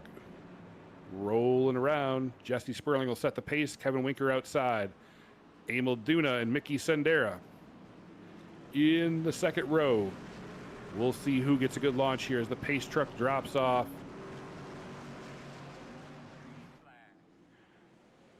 Time to hit the loud pedal. Jesse Sperling brings us back to green here at Iowa. Jesse Sperling will take the lead here, and he has got plenty of gap behind him there as they drive into turn 1. Jesse Sperling clear, all clear. Emil Duna up to P2. Looking for a run here. He's going to try to get there. Emil Duna looking to the inside of the 29 at Jesse Sperling now. Here he comes. Duna dare to the inside. Winker's going underneath him. Sperling might lose 2 here. We'll keep an eye. Going to keep watching on here. Emil Duna, we have a caution again as Emil Duna is able to take the lead there. Emil Duna capitalizing on that restart, gets around Jesse Sperling and takes over the top spot. And again, another caution. Michael, you know, early in this stage, a lot of new cautions. The sun has gone down, not setting. The sun is down now. Is the track changing? Are these guys finding new things as we get to catch the replay here? I definitely agree the track is changing. Actually, catch on. I believe we saw behind this group. Let me see if maybe I missed it. Make sure we don't lose anything here. Watch on here. It may be the 11 of Tyler Spry. See him right behind the 46 of Walters here. Very back of the pack. Keep an eye on him back here. We see him. Yep, that will be for the 11 who just gets loose and then has a little bit of a lag that may be on my end. But we see that a little bit there of a lag. We saw the 11 get loose there into 3. I'm sorry. All right, sliding around the corner, a little dirt track style. Always exciting, always entertaining. Back under caution here in lap 134. Again, this is a great chance to remind everybody that HPRL Truck Series has a title sponsor for season number 6, and that is Jiffy Lube of Mechanicsburg and Camp Hill, Pennsylvania. Jiffy Lube of Mechanicsburg and Camp Hill, Pennsylvania is proud to support grassroots racing and the sim racing community. We provide fast, reliable automotive maintenance to help keep our customers on the road with confidence. From oil changes and inspections to preventative maintenance and vehicle care, we're committed to quality service in the Mechanicsburg and Camp Hill, Pennsylvania communities. Just like racing, vehicle maintenance depends on performance, reliability, and attention to detail. We're excited to support the HPRL Truck Series and the drivers, teams, and fans who love motorsports. Jiffy Lube of Mechanicsburg and Camp Hill, Pennsylvania. Leave worry behind. And speaking of leaving worry behind, the man who has put some of his worries in the back seat is the 14 of Emil Duna, who's been able to put himself all the way up here to the front. He's going to lead a couple laps here under caution, and he's going to have to choose to fire off here. One thing I want to mention, the guy has slipped down a little bit. The 42 of Winker may have pitted there. Let's see if we can try to catch. We'll try to pulling up the pylon here, see if anybody pitted there. He's fallen all the way back there to P15. So let's bring up the timing tower here for a second, catch a gander to see when these guys last pit. As you see on there, the far right of your screen, so all the way to P11.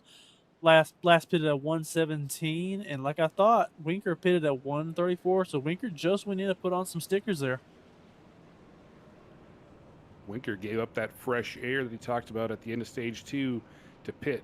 Now the question is can he make it to the end? Is this enough to buy him a run to the end? We still have a long ways to go here in stage number 3 and a lot of traffic to work through. But right now, Emil Duna's pacing the field under caution. Keep watching on. The lights are off. We're getting ready to go back green here. Your leader, Emil Duna, Jesse Sperling outside of him. The 5 of Grigsby, the 2 of Sundera, 58 of Joshua Baker, the 43 of Sibbett, the 1 of Locklear, 18 McKinney, and 70 of Whitmore. That the truck is going to pull in here. Pace truck comes in. Duna's holding Sperling at bay. Hits the loud pedal to get us back to the green flag racing here at Iowa. Back to green. Emil Duna, your leader here as we watch on. He's going to drive it clean off into turn 1. Sperling on the high line. Has to do with Grigsby underneath him. Grigsby's going to actually get a good run going there. As we see behind him, everybody start fanning out, looking for any bit of clean air they can find. We watch on here. Duna still your leader as he comes around to complete another lap. Duna on the point as Sperling and Grigsby are side by side behind him. Duna says, you guys stay right there. You stay side by side. I'm going to try to drive away into the night. Duna leading him down the backstretch. Sperling and Grigsby battling side by side. Grigsby on the inside, looking for P number 2. Sperling on the outside. Look at the battle as they continue. Joshua Baker, Mickey Sundera in tow. Caleb Sibbett, Jerry McKinney, all waiting for a chance to get through. Slice it. Look at the move by Mickey Sundera. High side to low side, following Joshua Baker. Baker trying to wrap it lower than Grigsby.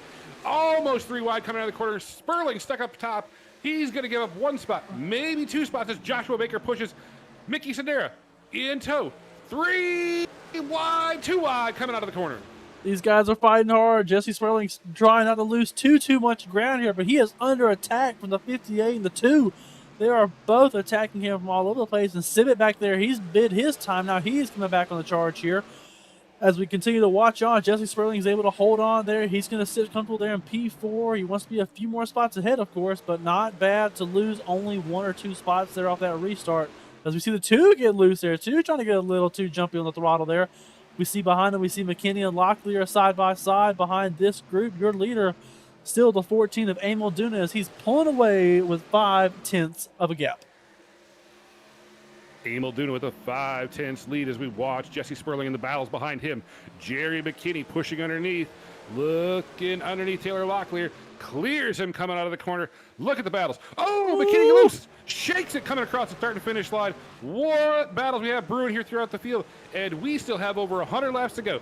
Where else would you be on a Thursday night except watching the HPRL Truck Series battle it out? And tonight, that's at Iowa. Nowhere better to be Thursday here on Van, bringing you the HPRL Truck Series. We are proud to do it and honored to do it as we see a little bit of contact there. 3 wide, hold on to it. Here we go. Oh, boy. The 21 got a little bit into Whitmore, got a little bit of the wall there. We saw the 74 of Torrey underneath him. Really had nowhere to go. Torrey's going to go through, grab those 2 spots. They're still 2 wide behind this group, trying to figure out what's going on back here, trying to get everything sorted out. Whitmore now under attack from the 21 of Justice, who's going to drive underneath the 70, and behind him, Baker's underneath Aaron Longworth, trying to make his way back up after having that wreck a little bit earlier here in this race. Watching these battles, maybe we can get an onboard with Justice. We always see what it's like to be up front, but let's see what it's like to run through the pack as Justice is working underneath Whitmore. Look at them battle. Ooh, shakes it coming out of the corner. Look at this view. Battles in front. He knows he's got a truck outside him, trying to rope the bottom side, holding it there. Let's watch him as he hits the pavement. Shakes it, gets clear, slides a little bit, This is what it's like to be fighting for a position. This is what it's like to fight for every inch, every spot on the track. It's not just out who's in front, it's front to back. It's the HPRL Truck Series doing battle at Iowa. Look at it heading off into the corner. We're going to watch on here as they chop back. Oh, McKinney goes for a spin right there.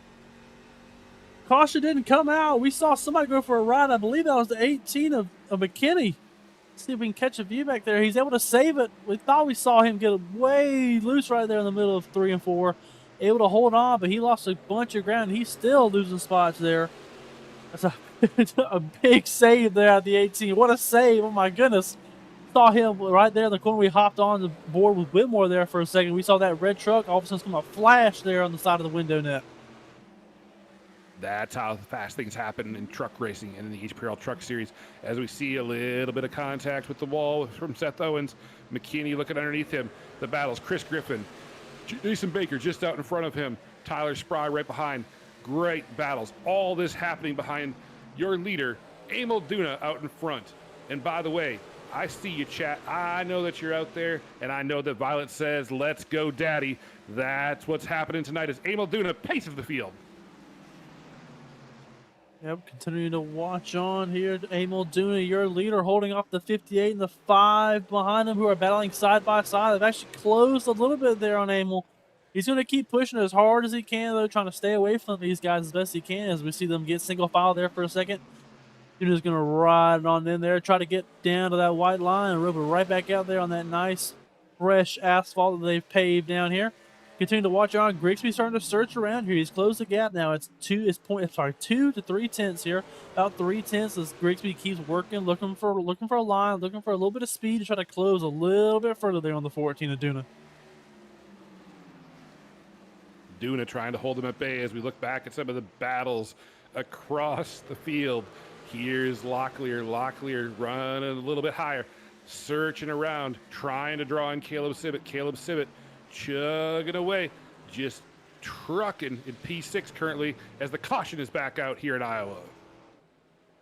Trying to see if we can grab who it was. I believe it's the 93 of Robert Wojcik back there. Had a little bit of a loose seam. See if we can catch an eye on, see what happened here. See him drive into turn 1 and 2 right here. Oh, a little bit of assistance there off the nose of the 21 of Justice. Able to hold on. I think he's able to hold on to it. Doesn't look like any damage yet. We'll see if maybe he comes to pit road to put some stickers on there. There we go. Get a better view right here. I don't see any damage in front of that truck. Able to hold on to it. Good save there by the 93. There's loose, and then there's friend assisted loose. And I think that time Justice just got in a little bit too hard. For those of you that don't know, we have the luxury of being able to see and hear the drivers, and Justice already called out to Wojcik that was his bad. So obviously no ill intent there from Justice, and great camaraderie amongst the drivers. And Michael, here's a chance. We see a lot of people hitting pit road. We see Sperling hitting pit road. I'm guessing this is their calculation. We're going to have 98 laps to go, probably 97 when we go back green. Do you think they can make the run to the end, considering that the last stage was around 70 laps? 90 laps is a long distance, and I just from little experience I have in these trucks, I don't think that's a tank big enough to make it work. As how to say it can't. We've seen a little bit more of I'm going to say a caution fest. We've seen a couple more cautions here in the stage. Guys starting to push. The track's starting to get cooled off here with these cold tires that are coming off pit road. I think it definitely makes you question it. I don't think that it's possible. So maybe they're trying to get some tires to have some advantage on these guys at the pit. We saw the 42 at pit. He's up there right now. And P2 of Winker, obviously, he pitted on lap 134. We're actually going to pull up the timing tower and get a view of when these guys last pit to try to compare all the trucks up here. So you see Locklear, the only one left on that 117 lap pit style. Behind him, Winker 134, Duna in P3 with stickers. Actually, everybody else behind Winker there on stickers. We see everybody else has come to pit road there. So we have Locklear here on the oldest set of tires by about 40 laps compared to that of Duna. And then you have Winker, who has about 20 lap older tires than everybody behind him. outliers of the game, but Taylor Locklear doing a commentator's favorite thing, putting the number 1 in P1 to make it easy to see. As we see the field doubling back up here, the lights are going to go off on the pace truck. We should go green next time around. We'll see where everybody shakes out after these pit stops. What an exciting 153 laps so far to start the season here at Iowa. Ladies and gentlemen, this is the place to be on Thursday nights. The HPRL Truck Series is exciting. Like I said, last time they were at Iowa was in Season 3. Here in Season 6, the field has more than doubled in size, and that's even missing a couple drivers here in week number 1. We talked about Jared Mahone. Jared, again, congratulations on your anniversary. We see you out there in chat. Roddy Roberts, a part-timer from last season, not able to attend tonight due to the I-rating cap, so we might get to see Roddy throughout the season periodically. Very excited to see as the season progresses those that can't be here tonight joining the field. It's only going to get more intense. But as we see the pace truck drop down, we can say rain makes corn, corn makes whiskey. The HPRL Truck Series, time to get back frisky. Here we go, back green. Taylor Locklear's going to hold on for everything he's worth here in that P1 spot. You already see Winker trying to work to the outside. Locklear's going to run him up just a little bit, trying to keep him off of that right rear quarter panel. As we look on 3 wide, here we go. Hold on to it. Let's see what happens. Duna on the bottom, Grigsby in the center, Winker on the high side. 3 wide here at the front of the field. The 5 clears, 14 still on the inside of the 5. Locklear running for his life on that old set of tires. We'll see how far he's able to hold on. I just don't see him being able to hold off all these guys behind him. We saw, Grigsby got a little bit of a wiggle there. That opens the door. Duna wiggled along with him, still moving around. Joshua Baker coming down 3 wide behind him. Joshua Baker driving it on into here, trying to put his name back up there in this chase of run here. As we saw the 5 get up in the wall, caution's out. Caution is out. You know, you said, can Taylor hang on to that? Ooh, big we wreck. see a lot of carnage. We'll obviously get a replay here of this in just a minute. But, you know, Taylor, can he hold him off with the older tires? The best way he could do it is with those guys battling so hard behind him. He was able to keep a little bit of a gap. But obviously a big wreck with some of those guys that had just pitted. We're going to get a good look at it here. Mickey Sundara gets loose. Oh, nowhere for Jesse Sperling to go. Hard hit for Jason Baker. Aaron Longworth. Big wreck. All right, Michael. I guess it's time to use some fast repairs. It's definitely gonna be bringing some of these guys out. We're gonna watch the view from watch above Sundara here. Roll off turn 2 nice and clean. You can see all these leaders were really moving around 3 wide right here. Sundara gets up. He's just not where he wants to be. He's in between the old asphalt and the new asphalt. Gets it loose. Sperling catches him. Jason Baker gets shoved on in there by the 70. The 42 also caught up in that. Let's try to see if we can catch another view here. We're gonna hop aboard. 70 of Whitmore back here. Aaron Longworth to his inside. You see the 70s up here out of the old or onto the old surface. Comes back down. We're gonna ride along here. You can see Sperling's ahead of this group, and there's that blue truck way on further ahead. Here we go. We're going to watch on. There goes Sundara getting spun loose. Whitmore doesn't have enough reaction time to get that truck slowed down. The 93 gets put in there. Sibbett down there on the grass. You saw him slide down. Don't think any damage. I think he had a slid trying to avoid that. I'll try to take a look and see who all comes in to get that fixed. But with that in mind, your leader, Emil Duna. Emil Duna out in front, you know, it's one of those things, Michael, like you said, when Mickey Sundara got loose, that was about P6 on the track. When you have a dozen of your best friends coming full speed behind you, it can make it a very, very tough time. So it is one of those things where, you know, no harm, no foul when you're by yourself. But again, when you're in the front of the pack, there's a lot of trucks that have to come through there, and when you're going that speed and with how loose the trucks are already, it's just hard to get it woe down. So obviously collected a lot of folks. Again, thank goodness for the fast repairs. Guys are able to get the repairs hopefully done, back on track. But Emil Duna pacing the field with Joshua Baker currently sitting P2.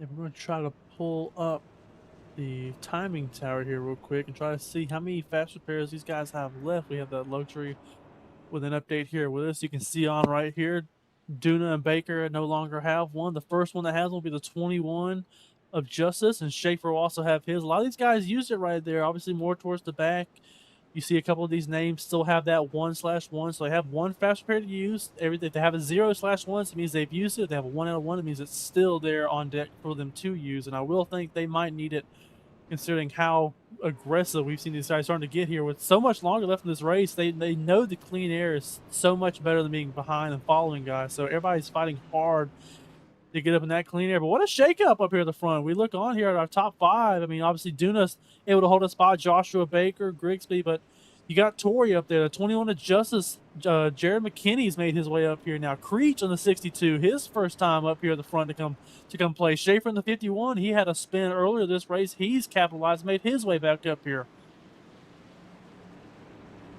The shakeups, interesting. P4, Torrey, like you said, we talked about him earlier in his pace. Now up at front, let's see if he can push the field as Duna hits the loud pedal. We're back green here at Iowa. And we'll do getting the jump he needed there. He's going to clear that outside line here in turn 1. You see him get a little bit up in that groove, keeps the foot down in it, continues on. Oh, saw him get a little loose there, able to hold on to it. The 58 and the 5 continue to battle. Grigsby going underneath the 58. The 74 of Torrey has now put his foot down. He's trying to clear the 21. Not clear yet. Here comes the... Oh, 58 goes for a spin. We got a wreck behind him. Joshua Baker spinning from P2. Everybody scatters. I think most of the field made it through, but we'll double check as we go back and take a look. Grigsby might have gotten caught up in that one.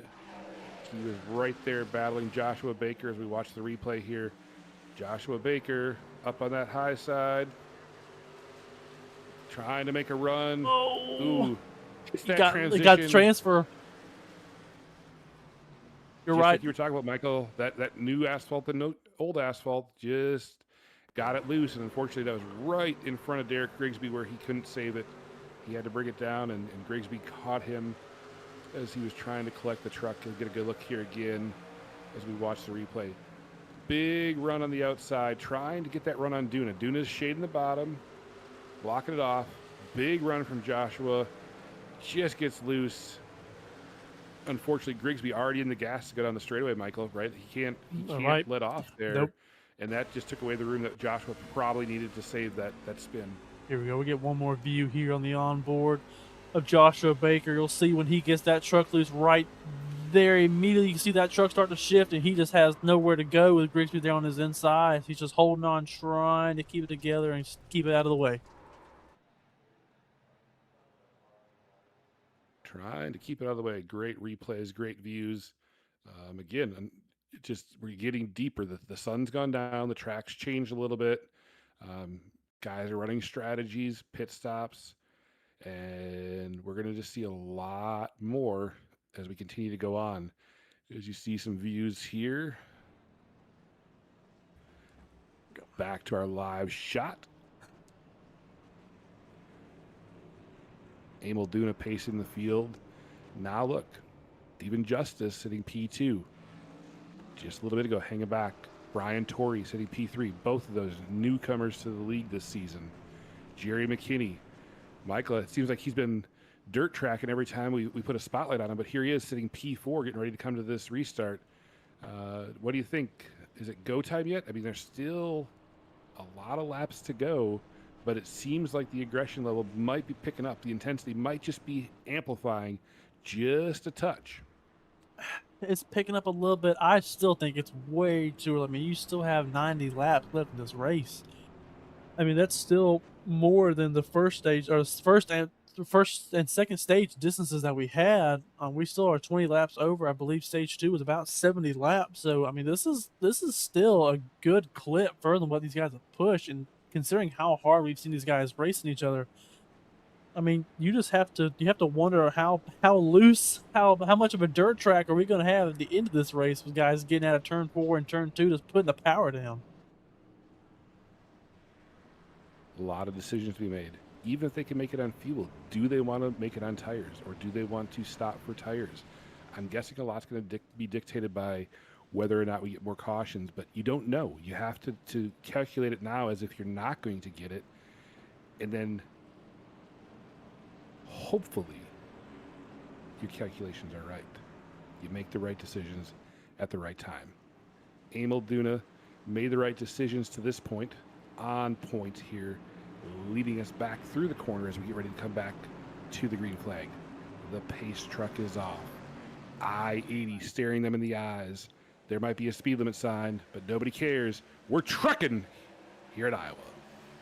It's a big 10-4 as we see Emil Duna put his foot to the floor. He's going to lead here as he rolls out of turn 2 leader. 74 is going to hop in front of the 21 of Justice there, or he's trying to seal off 21. 21 gets the run there. We're going to watch Torrey's going to drive it in here on the bottom. Duna's actually a little groove higher. We'll see if he's able to put the power down. Like I said, we want to keep an eye on the guys behind him. Oh, contact. Oh, Longworth's going for a spin. Watch behind these guys. Oh, a couple more spinning on back there. Foot loose and fancy, free. They're shaking it like a cyclone. A lot of spin cycles going on back there. Restart troubles for the field. We're going to see if we can get a good look here on the replay. I believe that's the 42 of Longworth right there and the 62 of Creech. Walters is able to sneak out. I believe we had a little bit of contact behind these two. Let's see if we can try to catch who got caught up in it back here with these guys. Watching on here, you see Sandera down there on the bottom. 85 of Jason Baker. The 93 of Wojcik is there, along with this group. We'll ride along here with Wojcik and see what happens. You see him just trying to hold off as best he can. Still gets a little bit of contact right there. We'll go back through it again. Gets into the 85 of Baker. That's how he gets the front damage and spins and catches the 42 of Longworth. So the 62 got loose. He's able to hold on to it. Jesse Sperling able to get clean through there. The 15 of Hockley is able to ride that high side around as well. We'll see if these guys have a fast repair to use. A lot of these guys have used their fast repairs here. This may be a couple of the guys. This may be their night. Could be their night. Could be just an extended pit stop. Maybe try to limp it through a couple more cautions if they get them. Chip away a little bit at a time. Again, things shaking up throughout the field. Getting loose is happening kind of mid-pack, and that creates a lot of action that these guys don't want here in week number 1. Again, still quite a ways to go. Lap number 170 is starting here as we cross the line this time.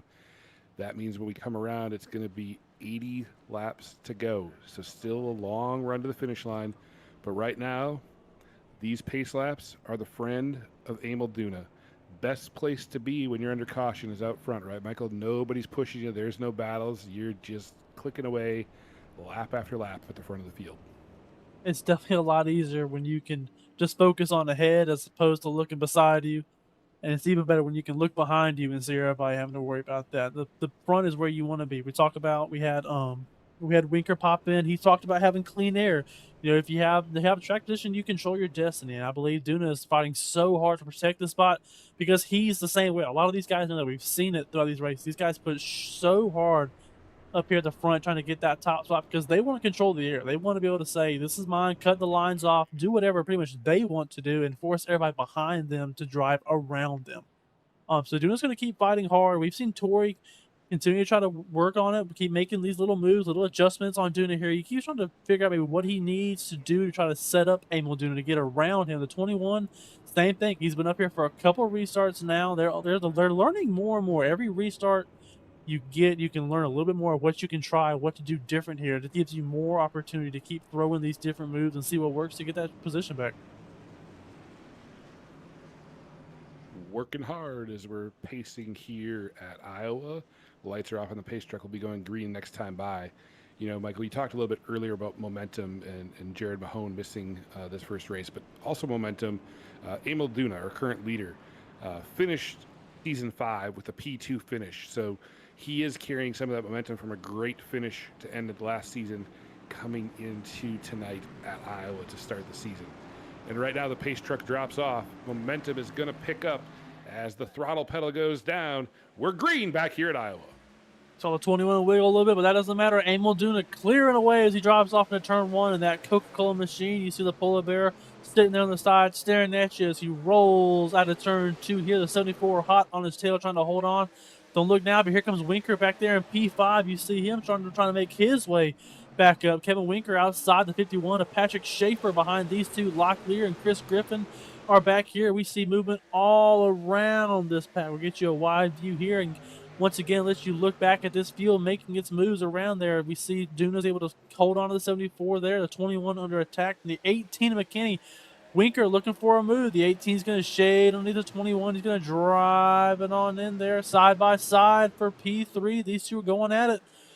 Duna trying to hold off the 74 ahead of these guys. Winker's kind of biding his time. He's just going to let these two fight it out. He's going to wait for that window to open to make his move without burning up those tires behind this group, though. You can see Schaefer's got a little bit of a line forming up behind him. 2x2 all the way back. Sandera, Whitmore. That's the 5 of Grigsby, the 12 of Griffin. Locklear now looking underneath Schaefer. Trying to work on it. He's going to drift up just a little bit. Try to carry that momentum up here on the high side. Schaefer's going to go over there and try to block off the air. Here comes a run from the 5 of Grigsby. Looking inside the 1 of Locklear. He is going to drive it down there into turn 1. Fastest lap of the race. The 21 of Stephen Justice right there. Putting together a good lap. As we look at the front, Duna's actually under attack. Emil Duna's been caught by the 74 and 21. Obviously, is putting the fastest lap down the chart. Oh, all over the back of the 74. Hold on to it now. Tori's under attack. Duna is too. They're all coming after him. Everybody chasing down Duna. Duna's still on point. Tori in second and Justice in third. And the battle between McKinney and Winker behind them. Emil Duna single. 2x2 behind him. Here's Tori on the bottom side. Justice looking outside. Just put down that fastest lap. Working the high side. He's going to have the momentum. Duna splitting them, covering both lanes as they head off into turn number 1. Here comes the battle for 1, 2, 3. Coming out of turn number 2.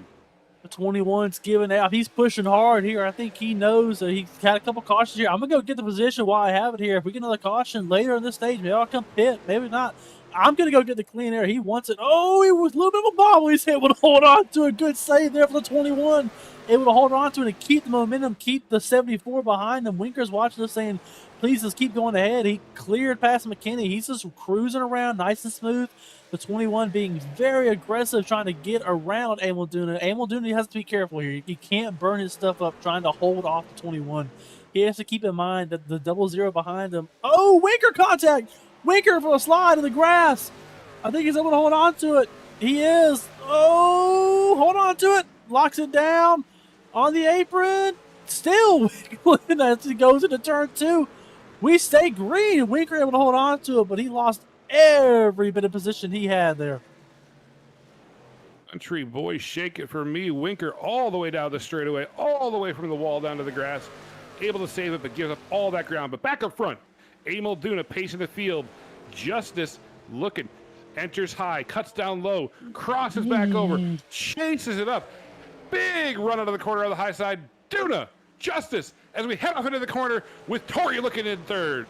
Justice is starting to diamond those corners. He's just getting as much of a run as he can down these front stretches to really put the pressure on Emil. We watch on right here. You can see he's going to go high here. He's just going to pull the truck down the hill and get as much of a run as he can. There you go. That's a perfect shot right there. You see him slingshot that truck down the hill. He's going to fly his way around Emil. Let's see if he clears here. Trying to get down there to cover up the nose of Duna. Duna's not going to back down that easy. Keeps his foot in the throttle.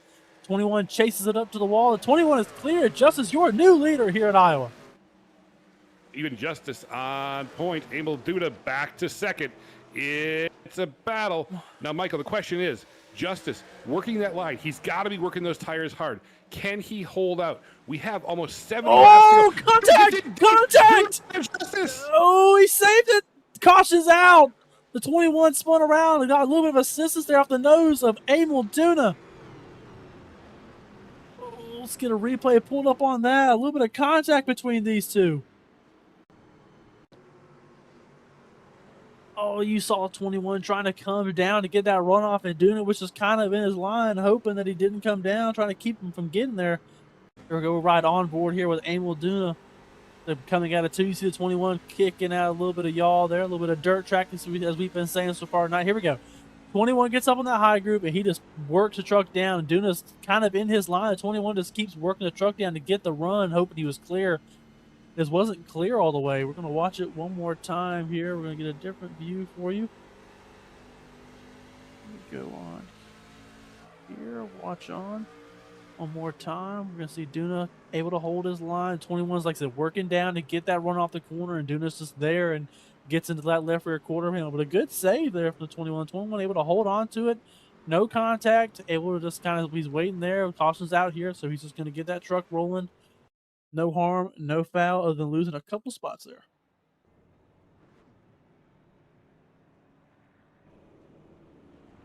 Losing a couple spots, and that diamond line, Michael, like you said, it could be a very fast line around the track, but it is one of the things that kind of opens you up in those scenarios. When a guy's running the low line all the way around the track, you come back down, you got to hope that you're clear. So, very tough situation for Justice. Obviously, Duna getting in there deep. I'm guessing we're going to still see a lot more action. That's not the end of the battles up front this evening.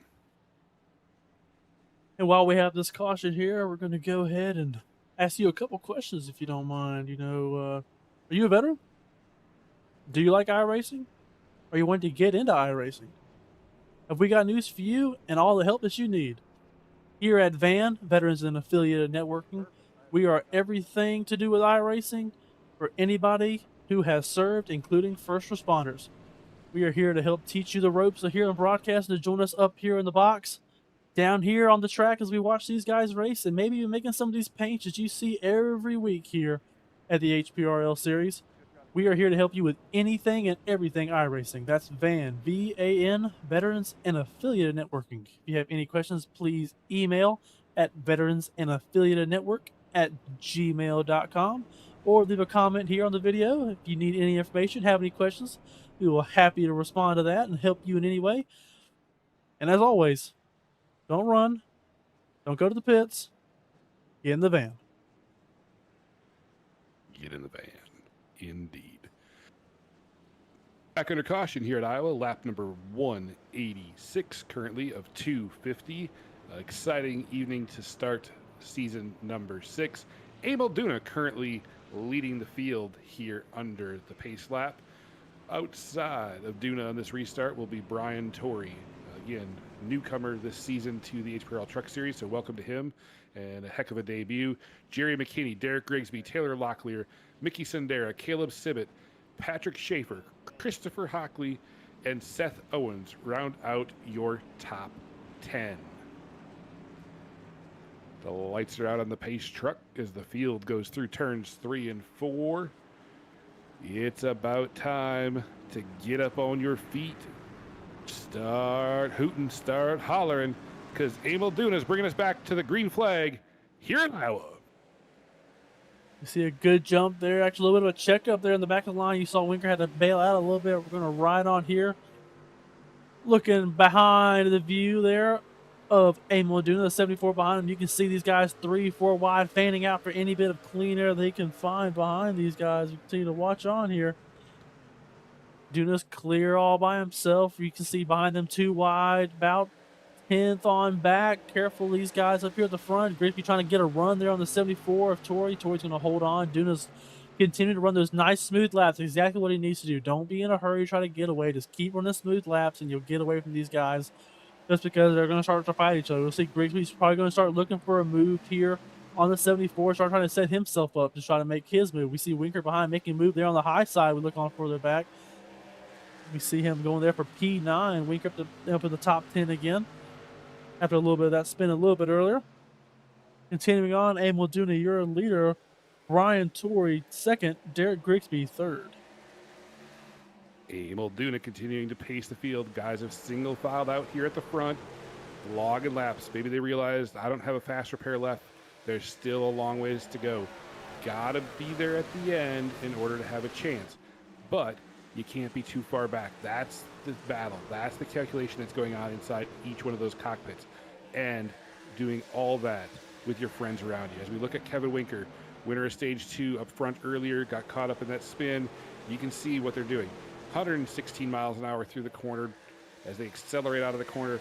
130, 140 miles an hour, 150 miles an hour, bailing off into the corner.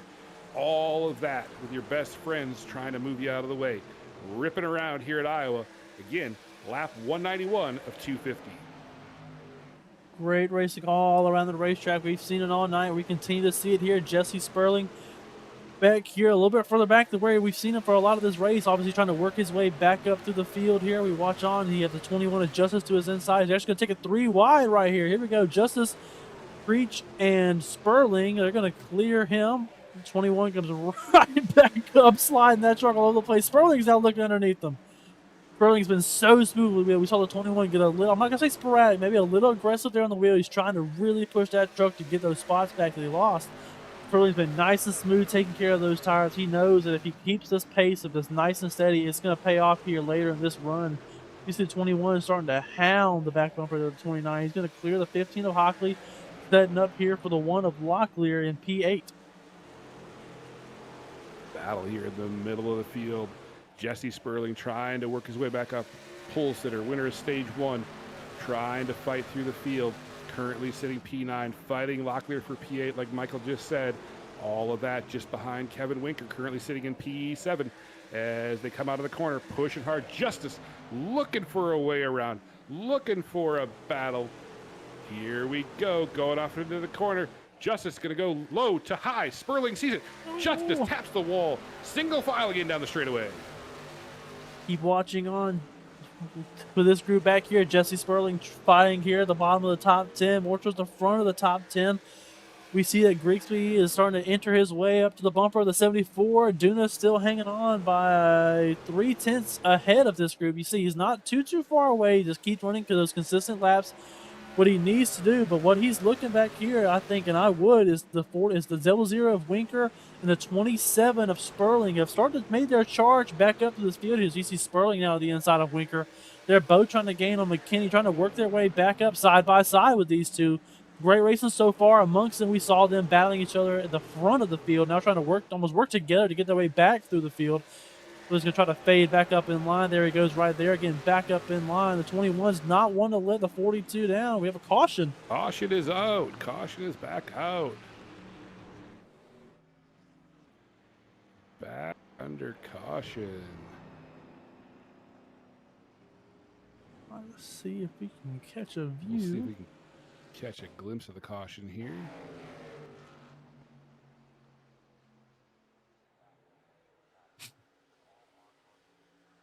Try this view. Let's see what we get here. Running on board with Schaefer here.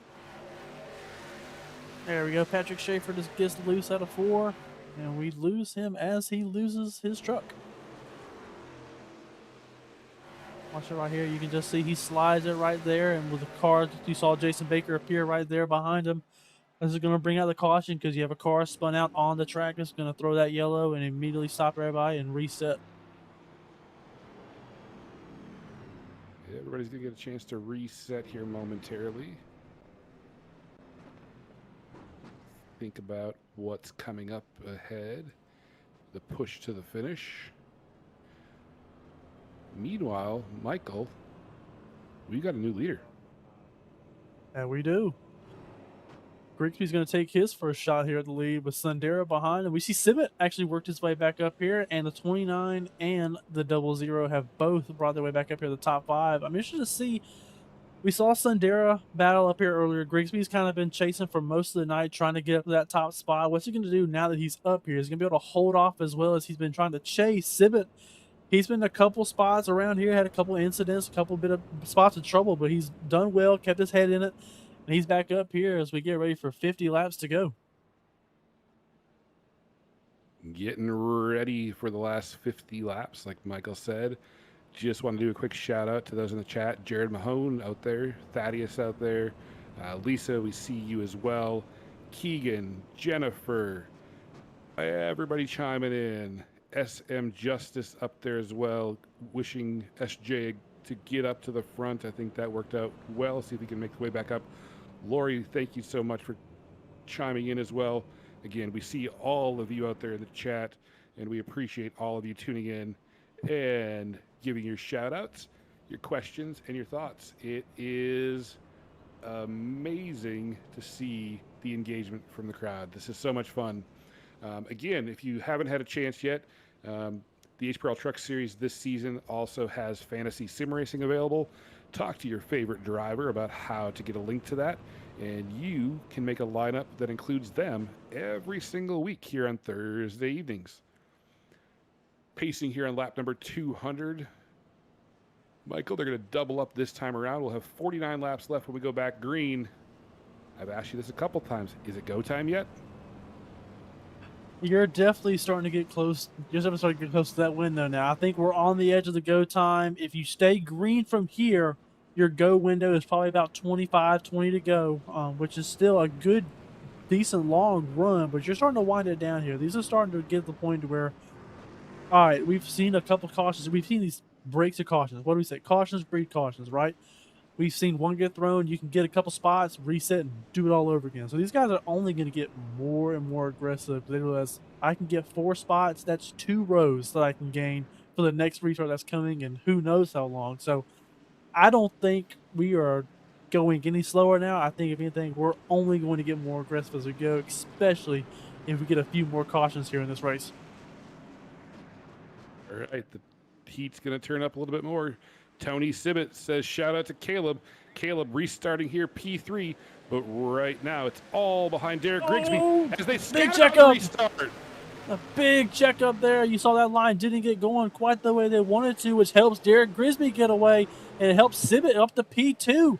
Had a huge checkup there. Sundara got had to absolutely check up. Maybe you try to go a little bit earlier and didn't want to get that black flag. We saw 3 of them scatter like cockroaches, just absolutely trying to get away from getting ran over.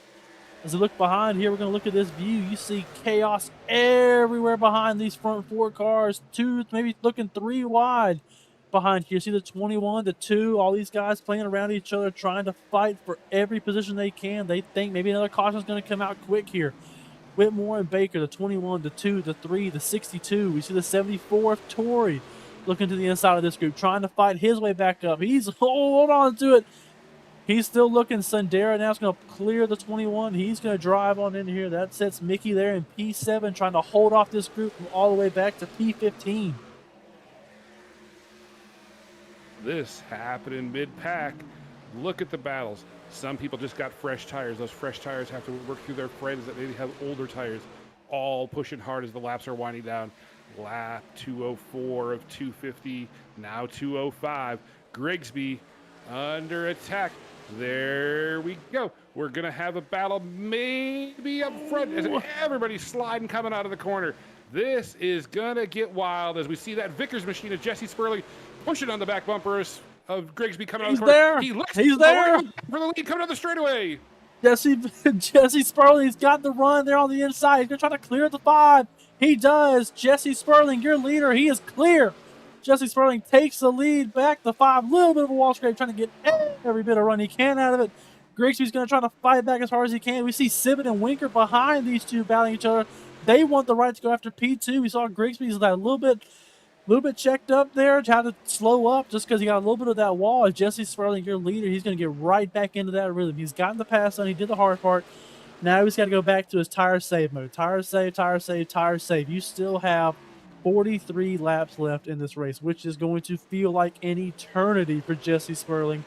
But the guys behind him know that is plenty of time for him to make a mistake, burn his stuff up, and give them an opportunity to come run them back down. As we look back, though, Sibbett and Winker are not playing nice with each other. They are both fighting extremely hard to get that P3 spot. I think they both want to have the right to go after Grigsby, but Grigsby's pulling away as these two continue to fight each other.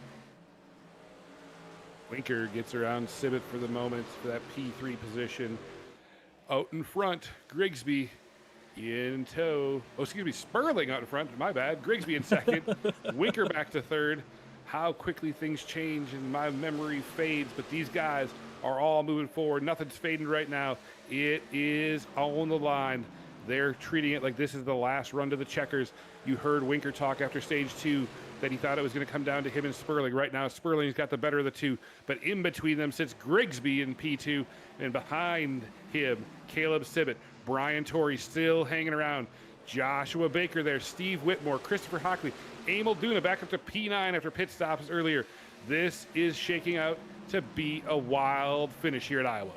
I do like how you brought out Emil Duna back there in P9, going out P8, trying to get around Whitmore on those fresher tires. This is starting to play into his hands. If you get a long green run with those fresher tires, he's gonna have the advantage of these leaders. He's gonna push as hard as he needs to, not as hard as he can yet, but as hard as he needs to try to make up some of these positions, start getting into cleaner air, use that tire advantage. And if he gets to the end where he's about maybe P4 to P5, I think he has a shot to go run these guys down if he keeps it in one piece. Keeping it in one piece right now. He's trying to get it into P7, which he does underneath Joshua Baker that time across the stripe. Emil Duna roping the bottom side on those fresh tires. Next in his side is Christopher Hockley and Caleb Sibbett. And you see now Hockley took a peek at Sibbett, didn't push it. He's going to look here going down into the corner.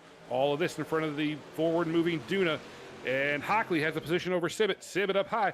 And Hockley crossed him over as we see everybody scrambling up in front. Did Grigsby get into the wall? Did Grigsby get into the wall? It looks like he did. Kevin Winker's up to P2 and Brian Torrey with him to P3. If Kevin Winker is very happy to get Grigsby out of the way, now they have the right to go chase after Jesse Sperling. It's a 1 second, 5/10 gap. That's 1.5 seconds away that Jesse Sperling was able to pull away now to 1.6, and he's hoping that the 74 continues to fight the 00 right here of Winker, because if the 74 continues to fight him, that's going to let him get further and further, and then he's going to have the ability and the luxury to start taking care of his tires. You can back, if you get a big enough lead, you don't have to keep pushing 100%. You can actually back off a little bit, save some tire. We saw, there we go, Winker got a little loose right there, had to check up a little bit.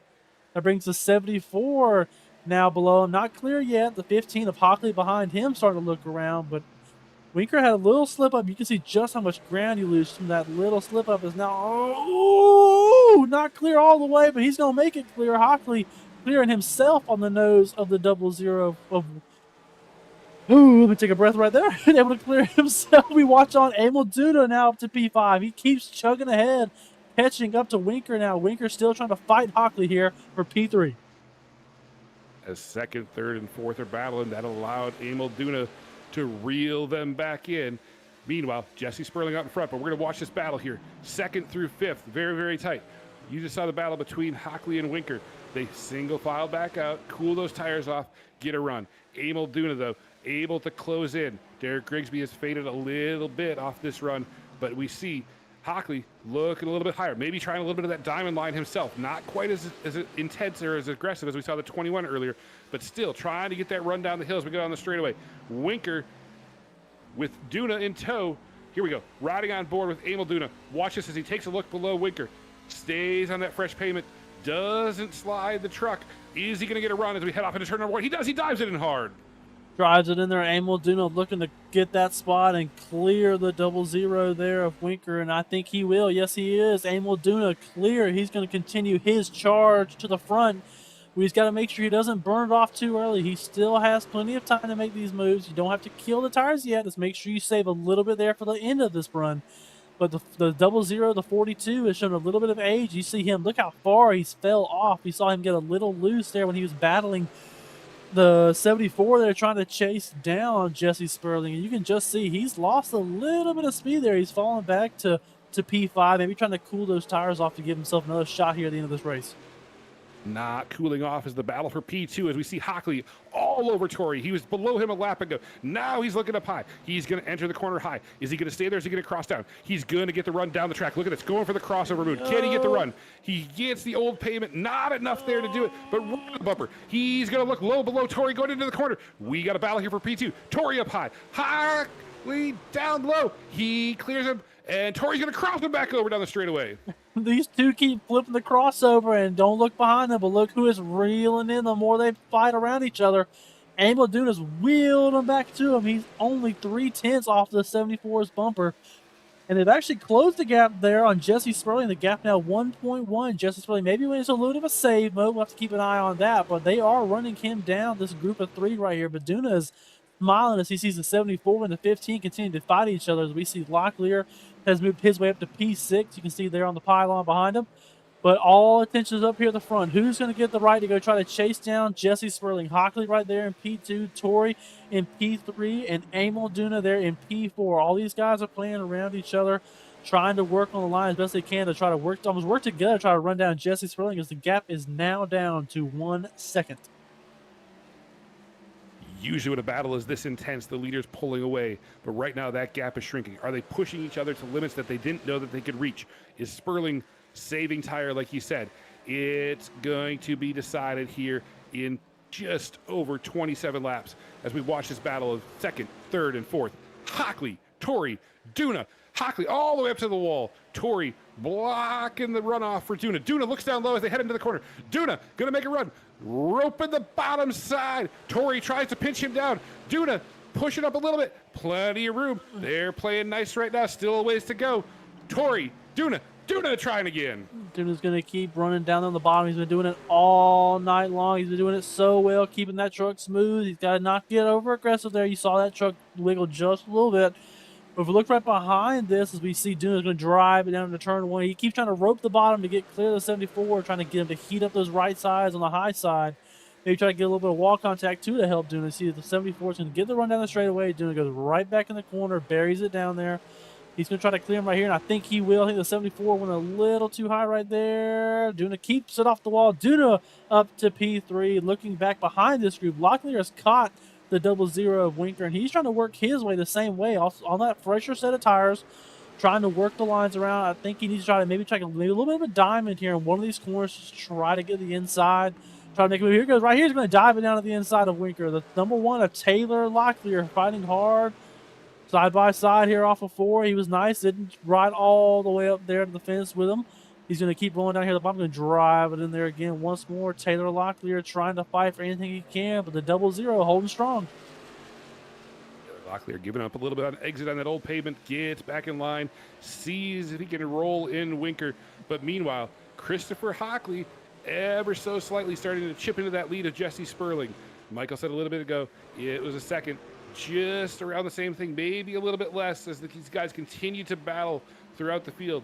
Getting down to the closing laps here in Iowa, we had a stretch where we were stop and go, but right now it's all green flag racing as we watch with Caleb Sibbett trailing Joshua Baker, and in between them is the 70 of Steve Whitmore. This battle cruising right around the top 10, 9th, 10th, 11th, fighting here on your screen right now. What a great battle. You can see the gap referenced out front. We'll keep an eye on that battle as it's now below 9/10 of a second. Back up a little bit as they modulate through the track. But on your screen, you're watching Joshua Baker, Steve Whitmore, Caleb Sibbett dueling it out right in front of your eyes. Yeah, we see great battle here from these three. We've seen Caleb Sibbett's kind of been everywhere there is to be in this field this evening. He's going to clear Whitmore. Whitmore got a little bit of the wall. We've seen that a couple times out of Steve Whitmore tonight.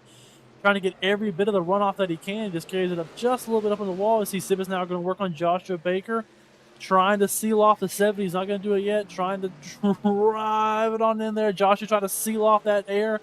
Not able to close it off completely. Sibbett had to check up a little bit so he didn't get into the left rear quarter panel of the 58.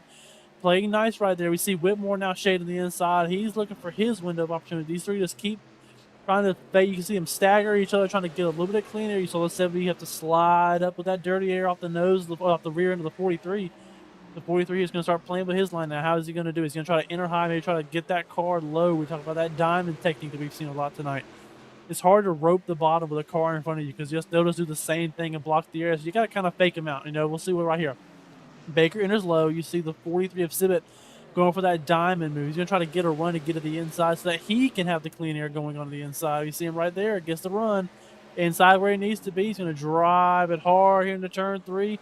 Side by side with Joshua Baker, Caleb Sibbett. They're going to roll off together here. Baker's going to get a little bit of a run here on the front stretch. He's going to clear Sibbett again. They go right back to doing the same thing once more. A lot of action here again, just sitting around that P10 space as these guys continue to duel it out. Just a few laps ago, we were talking about how Christopher Hockley had that lead gap to Sperling under a second. Sperling clearly hit the go button. Back up over a second now, almost to 1.5 seconds. But meanwhile, there's about a 0.3 gap between Hockley and Duna for P2. Could we have a top 3 fight brewing? Maybe. But right now, we see Sibbett in P10 trying to chase down Joshua Baker. Steve Whitmore in tow. Patrick Schaefer hanging back there, as well as Jerry McKinney. A lot of action here just outside the top 10. We see great racing, like we said, a lot around this track. As we're going to jump up here real quick, we're going to see the 74 of Torrey starting to fall into the clutches of the 1 of Locklear and the 00 of Winker. These two have been finding, Locklear and Winker have been finding each other for the past couple laps. I've been watching over here in the timing column. You can see these two have just been around each other. Locklear, we thought, had the fresher set of tires.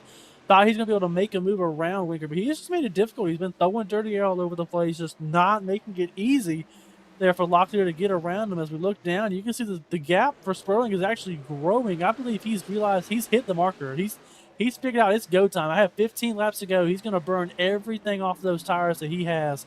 And he's just going to push that truck to see how far he can get this gap, hoping that this race stays green. Hoping the race stays green, but let's go look at the battle for P2 between Hockley and Duna, as Duna has been trying to reel in Hockley here. You see Hockley on the high side. Ooh, Justice getting a little loose in front of them. They're going to have to figure out how to get around the lap truck. They go to the high side. Hockley, but Duna's there. Duna has caught him. Can he get around him?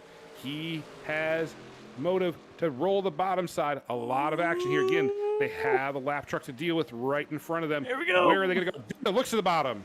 Doing a diving underneath the 15 of Hockley. He's going to try to do a little bit of a slide job move here. Right here he is. He is clear of the 15. Look for the 15. Try to get back on the inside of Duna going into 3. Not close enough. Duna P2. He's clear. Let's see if he has enough tire to get away to go try to run down Jesse Sperling. We'll see what the gap looks like now with Duna in front of Hockley. You see the gap between first and third, but now the new look at first and second. It was just over 2 seconds.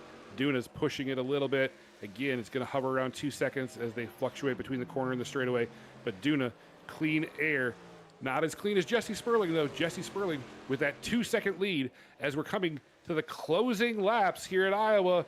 Where is everybody going to wind up? Sperling is going to wind up roping that bottom side like he has all that. You see Justice catching up to him. Again, lap down truck. Sperling gives him plenty of room. He does not want to battle here. He does not want to get into the fight. Justice stays up high, enters tentatively. Oh no, if they go side by side for too long, it might force Sperling to slow down. You see the gap down to 1.6 seconds because of that.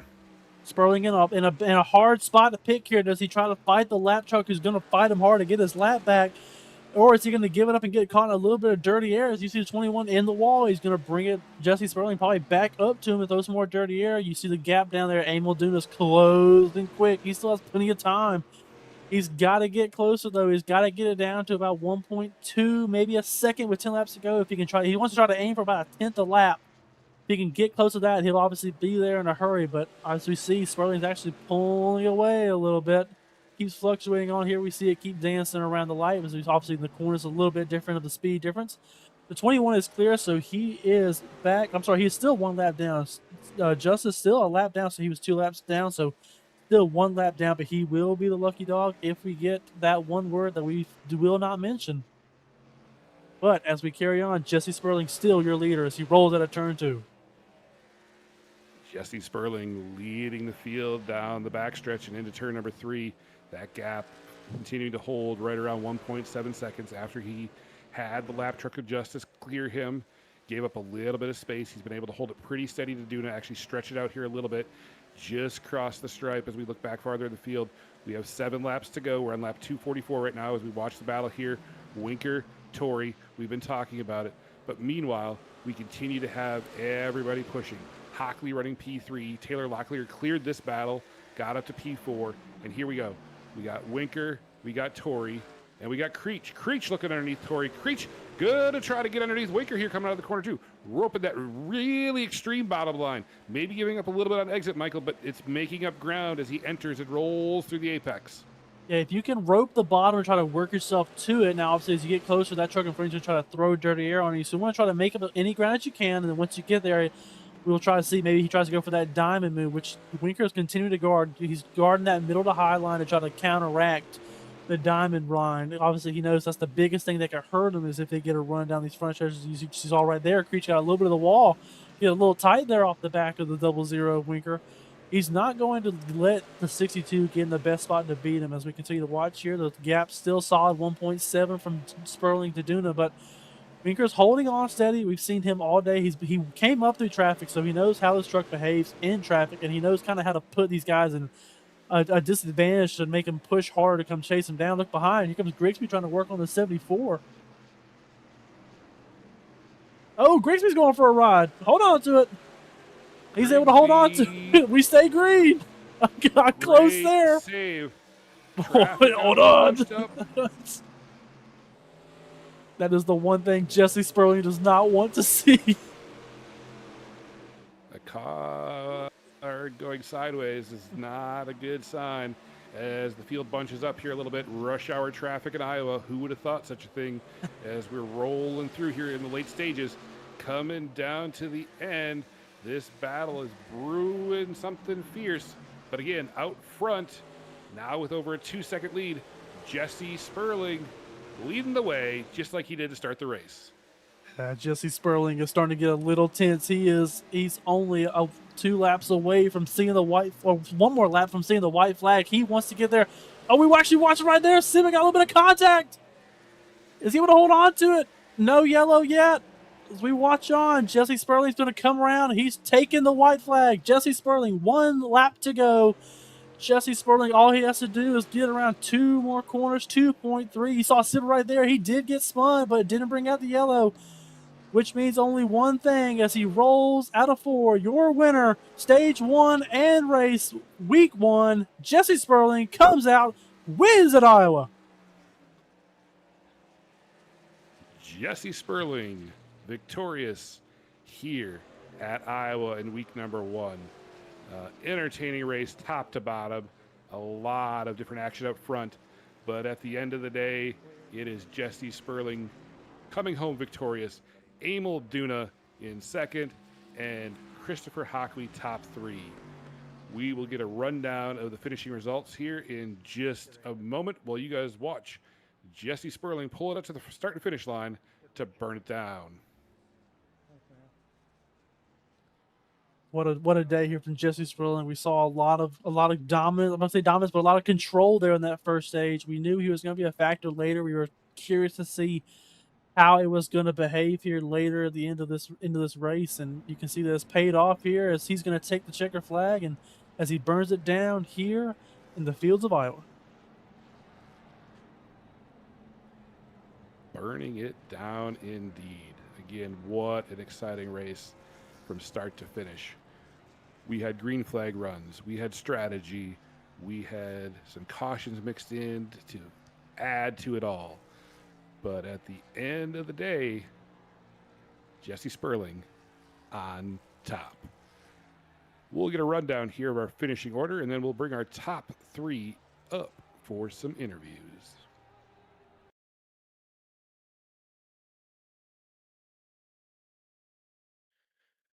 Again, your race winner this evening after 250 laps here at Iowa, Jesse Sperling in the 29 Vickers Auto Parts truck. Second, the 14 of Emil Duna. Third, Christopher Hockley in the 15. Fourth, Taylor Locklear in the 1. Kevin Winker in the 00 coming home 5th. Joey Creech in the 62 6th. Mickey Sundera in the 2 in 7th. Jerry McKinney in the 18 8th. Brian Torrey in the 74 9th. And Joshua Baker in the 58 rounds out your top 10. In P11, you have the 70 of Steve Whitmore. In P12, the 12 of Chris Griffin. P13, the 51 of Patrick Schaefer. P14, the 5 of Derek Grigsby. P15, the 46 of Justin Walters. P16 goes to the 11 of Tyler Spry. P17 goes to the 3 of Seth Owens. P18 to the 43 of Caleb Sibbett. And P19 to 21 of Stephen Justice. And in P20, the 85 of Jason Baker. P21 is the 22 of Aaron Longworth. P22, the 93 of Robert Wojcik. 23rd, the 65 of Keenan Kimber. 24th, the 50 of Jason Steptoe. And here, but not on the track, J.D. Baker.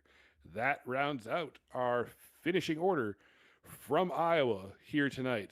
And with that, we will go ahead and bring in our top 3 finishers from this evening, starting with our 3rd place finisher, Christopher Hockley. Mr. Hockley, week 1, top 3, how you feeling? Very happy. That's probably the happiest third place finish I've had. I'll take it for sure. You know, we saw a lot of different things play out throughout the course of the race, Christopher. It's a lot of green flag runs early, a few cautions in that last stage. What was your strategy? What was the key to being there at the end? Just to stay out of all the carnage that was going on for a little bit there. It was crazy. I almost got caught up in one, but I managed to slide sideways a little bit, and nobody killed me, so I didn't have any damage from that. So it was all good. Well, a heck of a run, and yeah, it stayed clean. Michael, what do you got for Mr. Hockley? Chris, obviously a great race there. You kind of came up and down, which we saw a lot of y'all guys do. Everybody kind of nobody really had a super clean night. Everybody got caught in something. So my biggest question is, how obviously we know you had a busy night, but what do you think helped you kind of get yourself out of the back of the field and kind of made your way back up to the front ultimately in that last run? Patience. Just taking my time, making sure I didn't get into anybody, and stay out of the mess. Just be patient, patient, patient. That's what we were preaching up here. Congrats on that P3, sir. We're going to hand the mic over to you for any of your sponsor plugs or shout outs. Thank you. I want to thank Vickers Auto Parts for coming on and sponsoring the stages. That's awesome. And thank my sponsor, Jiffy Lube of Mechanicsburg in Pennsylvania, for coming on board and sponsoring the entire series, which is pretty awesome. I want to thank you guys for the broadcast. You guys do awesome. I can't wait to go back and watch tonight's race. And thank everybody who runs the league. It's a lot of fun. Well, congratulations once again, Mr. Hockley, and we look forward to seeing you next week. But for now, celebrate this third place finish here from Iowa. Yepper, we'll see you in Texas doing the Texas two-step. All right, ladies and gentlemen, your third place finisher, Christopher Hockley, already calling the dance moves for next week. So, Michael, we're going to keep that in the memory bank to make a callback if we get to talk to him again. But now we'll pull up our second place finisher, the 14 of Emil Duna, Mr. Duna, P2 to end season 5, P2 to start season 6. What was the key, man? Um, I obviously it was really tough there in that last stage. To try to figure out what to do with strategy. We had a raft of cautions there, and it was it was just tough. And I feel like Jesse and a couple of the other guys kind of pitted a little. I think maybe two cautions before we did there, and I just didn't really want to get back into the obviously into the back because like I said, everything just amped up a little bit there in stage 3. So everybody was driving really hard, and I just I like to be in the lead, obviously. So I you know I'm I'm upset that I got second. I feel like I had a good truck to win this, but I to start out the season, and especially how last season trans just folded out for the entire year. I'm definitely happy with second. So um I like I said, I shouldn't be mad, but I'm just upset at myself a little bit. Also kind of got into the 21 there on one of the runs, and I apologize profusely to him too. Didn't mean to get into him there when we were battling for the lead. So, but other than that, like I said, it was a good night for sure. Definitely a good night when you come home P2. You hit on it. There was a stretch of cautions there. It obviously would become very easy to get salty during that type of stretch or run, but you kept your head about you. And before I ask you how you did that, I just want you to know that Violet said "Let's go, Daddy" during the race. So hopefully that pans out for you as well. But how were you able to keep your wits about you when you're going through that tough stretch of cautions? Honestly, it's just essentially you just gotta make the right call, and to not just kind of when you have a feeling that we might go green. And I was trying to save as much fuel there as I could. I was gonna try to stretch it, and obviously, we had so many heat cycles on the tires. I just felt like coming in when I did was the right call, and obviously we didn't have another yellow, so to rush up back up through the field. And, we kind of burned our stuff up, but, I kind of followed Hockley up through there. And, obviously it was, obviously just Jesse was out there and he got a big lead. And obviously he just had enough out there. And, we had burned some of our stuff up there. So, but yeah, all in all, like I said, a good night. And like I said, hopefully it was fun for everybody to watch. And like I said, obviously, hopefully it was a blast for you guys to broadcast as well. Always, definitely, indeed. Mike, I'll turn over to you to talk to Mr. Duna. Duna, obviously, as I talked to Holly, kind of got a little bit of everything. Everybody kind of had something to work through tonight. What do you think was the biggest moment for you this race you kind of had to overcome? I mean, obviously the biggest moment was when I had gotten into the 21. I just, I had to get set back in my mind, or, back into a good mindset. I beat myself up for quite a few laps there after, I had bumped him. So, other than that, like I said, I really wasn't in the back where, it seemed like there were some big incidents that had happened just by watching the track, map. It seemed like there were a couple times where there was a lot of fast repairs used on, one or two, essentially cautions. So I'm glad we weren't back in that. And like I said, again, it was it was a good night for us. And like I said, hopefully we can continue on next week at Texas. That was my next question. Obviously, you head to the Lone Star State. How do you feel headed over there? Well, I do know I feel like I am better at the old, layout. Well, not layout, but asphalt there. Um, and like I said, we'll see how it pans out next Thursday night. But I know I know we should put on a heck of a show for everybody for sure. For essentially, obviously July 4th, and all that good stuff. So they said we'll put on the best show we can next week. Again, I feel pretty good about it, so we'll just try to work on it this week and practice and see how it pans out. Sounds good, sir. Well, we're going to hand the mic over to you to do your shout out and your sponsor plugs. Yeah, absolutely. Obviously you mentioned Violet, and I know my girlfriend was watching. So, Jen, so thank you for watching. I love you guys.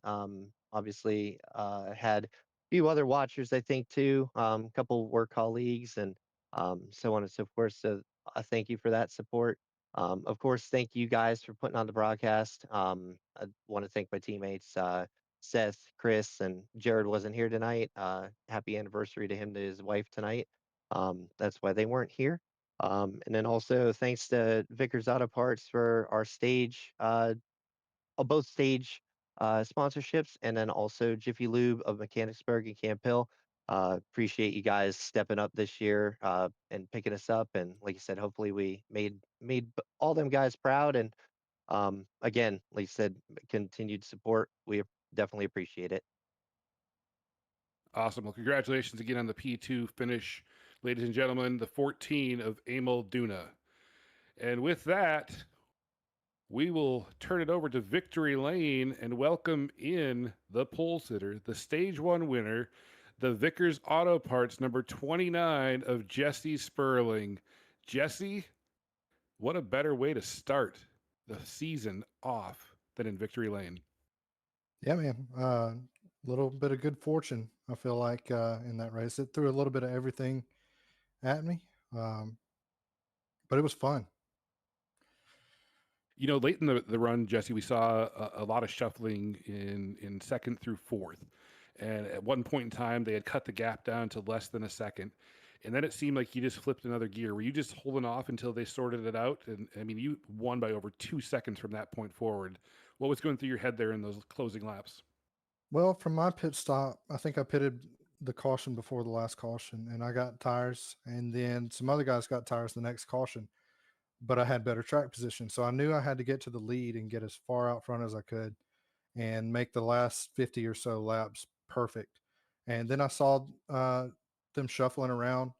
I don't remember who was on fresh tires, but I saw him catching me. I saw the gap go under 1 second. And then I kind of saw the shuffling, and I saw the gap get a little bigger.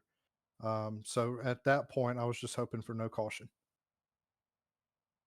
Well, you got no caution there at the end. It seemed to work out. It really seemed like you were content roping the bottom side, while some of the guys were maybe diamonding the corner, gaining speed up top. It seemed like you were pretty committed just to hitting your marks, not trying to use up the truck. Is that fair? Was that your strategy to get to the end there?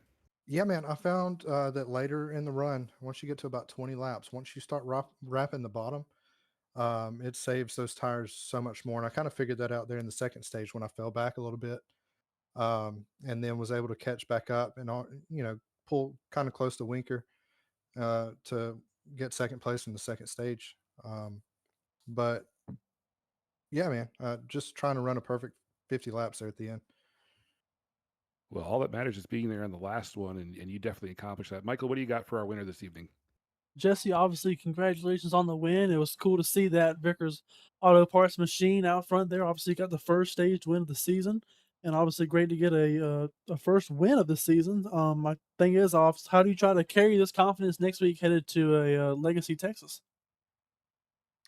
I think it's going to translate pretty well. I mean, Legacy, Texas, it'll wear the tires out, just kind of like this place. It's slick, but I think there are some things that'll translate, but some things we'll have to pick up in practice. Me and the boys at 864 are going to have to put in a lot of work. Yes, sir. Well, we hope to see you there. We hope to see what you learned out there. Congratulations on your win, sir. We're going to hand it over to you for your shout outs and your sponsor plugs. All right, man. First off, I want to thank Jiffy Lube of Mechanicsburg and Camp Hill for sponsoring the series. Vickers Auto Parts for sponsoring the stages.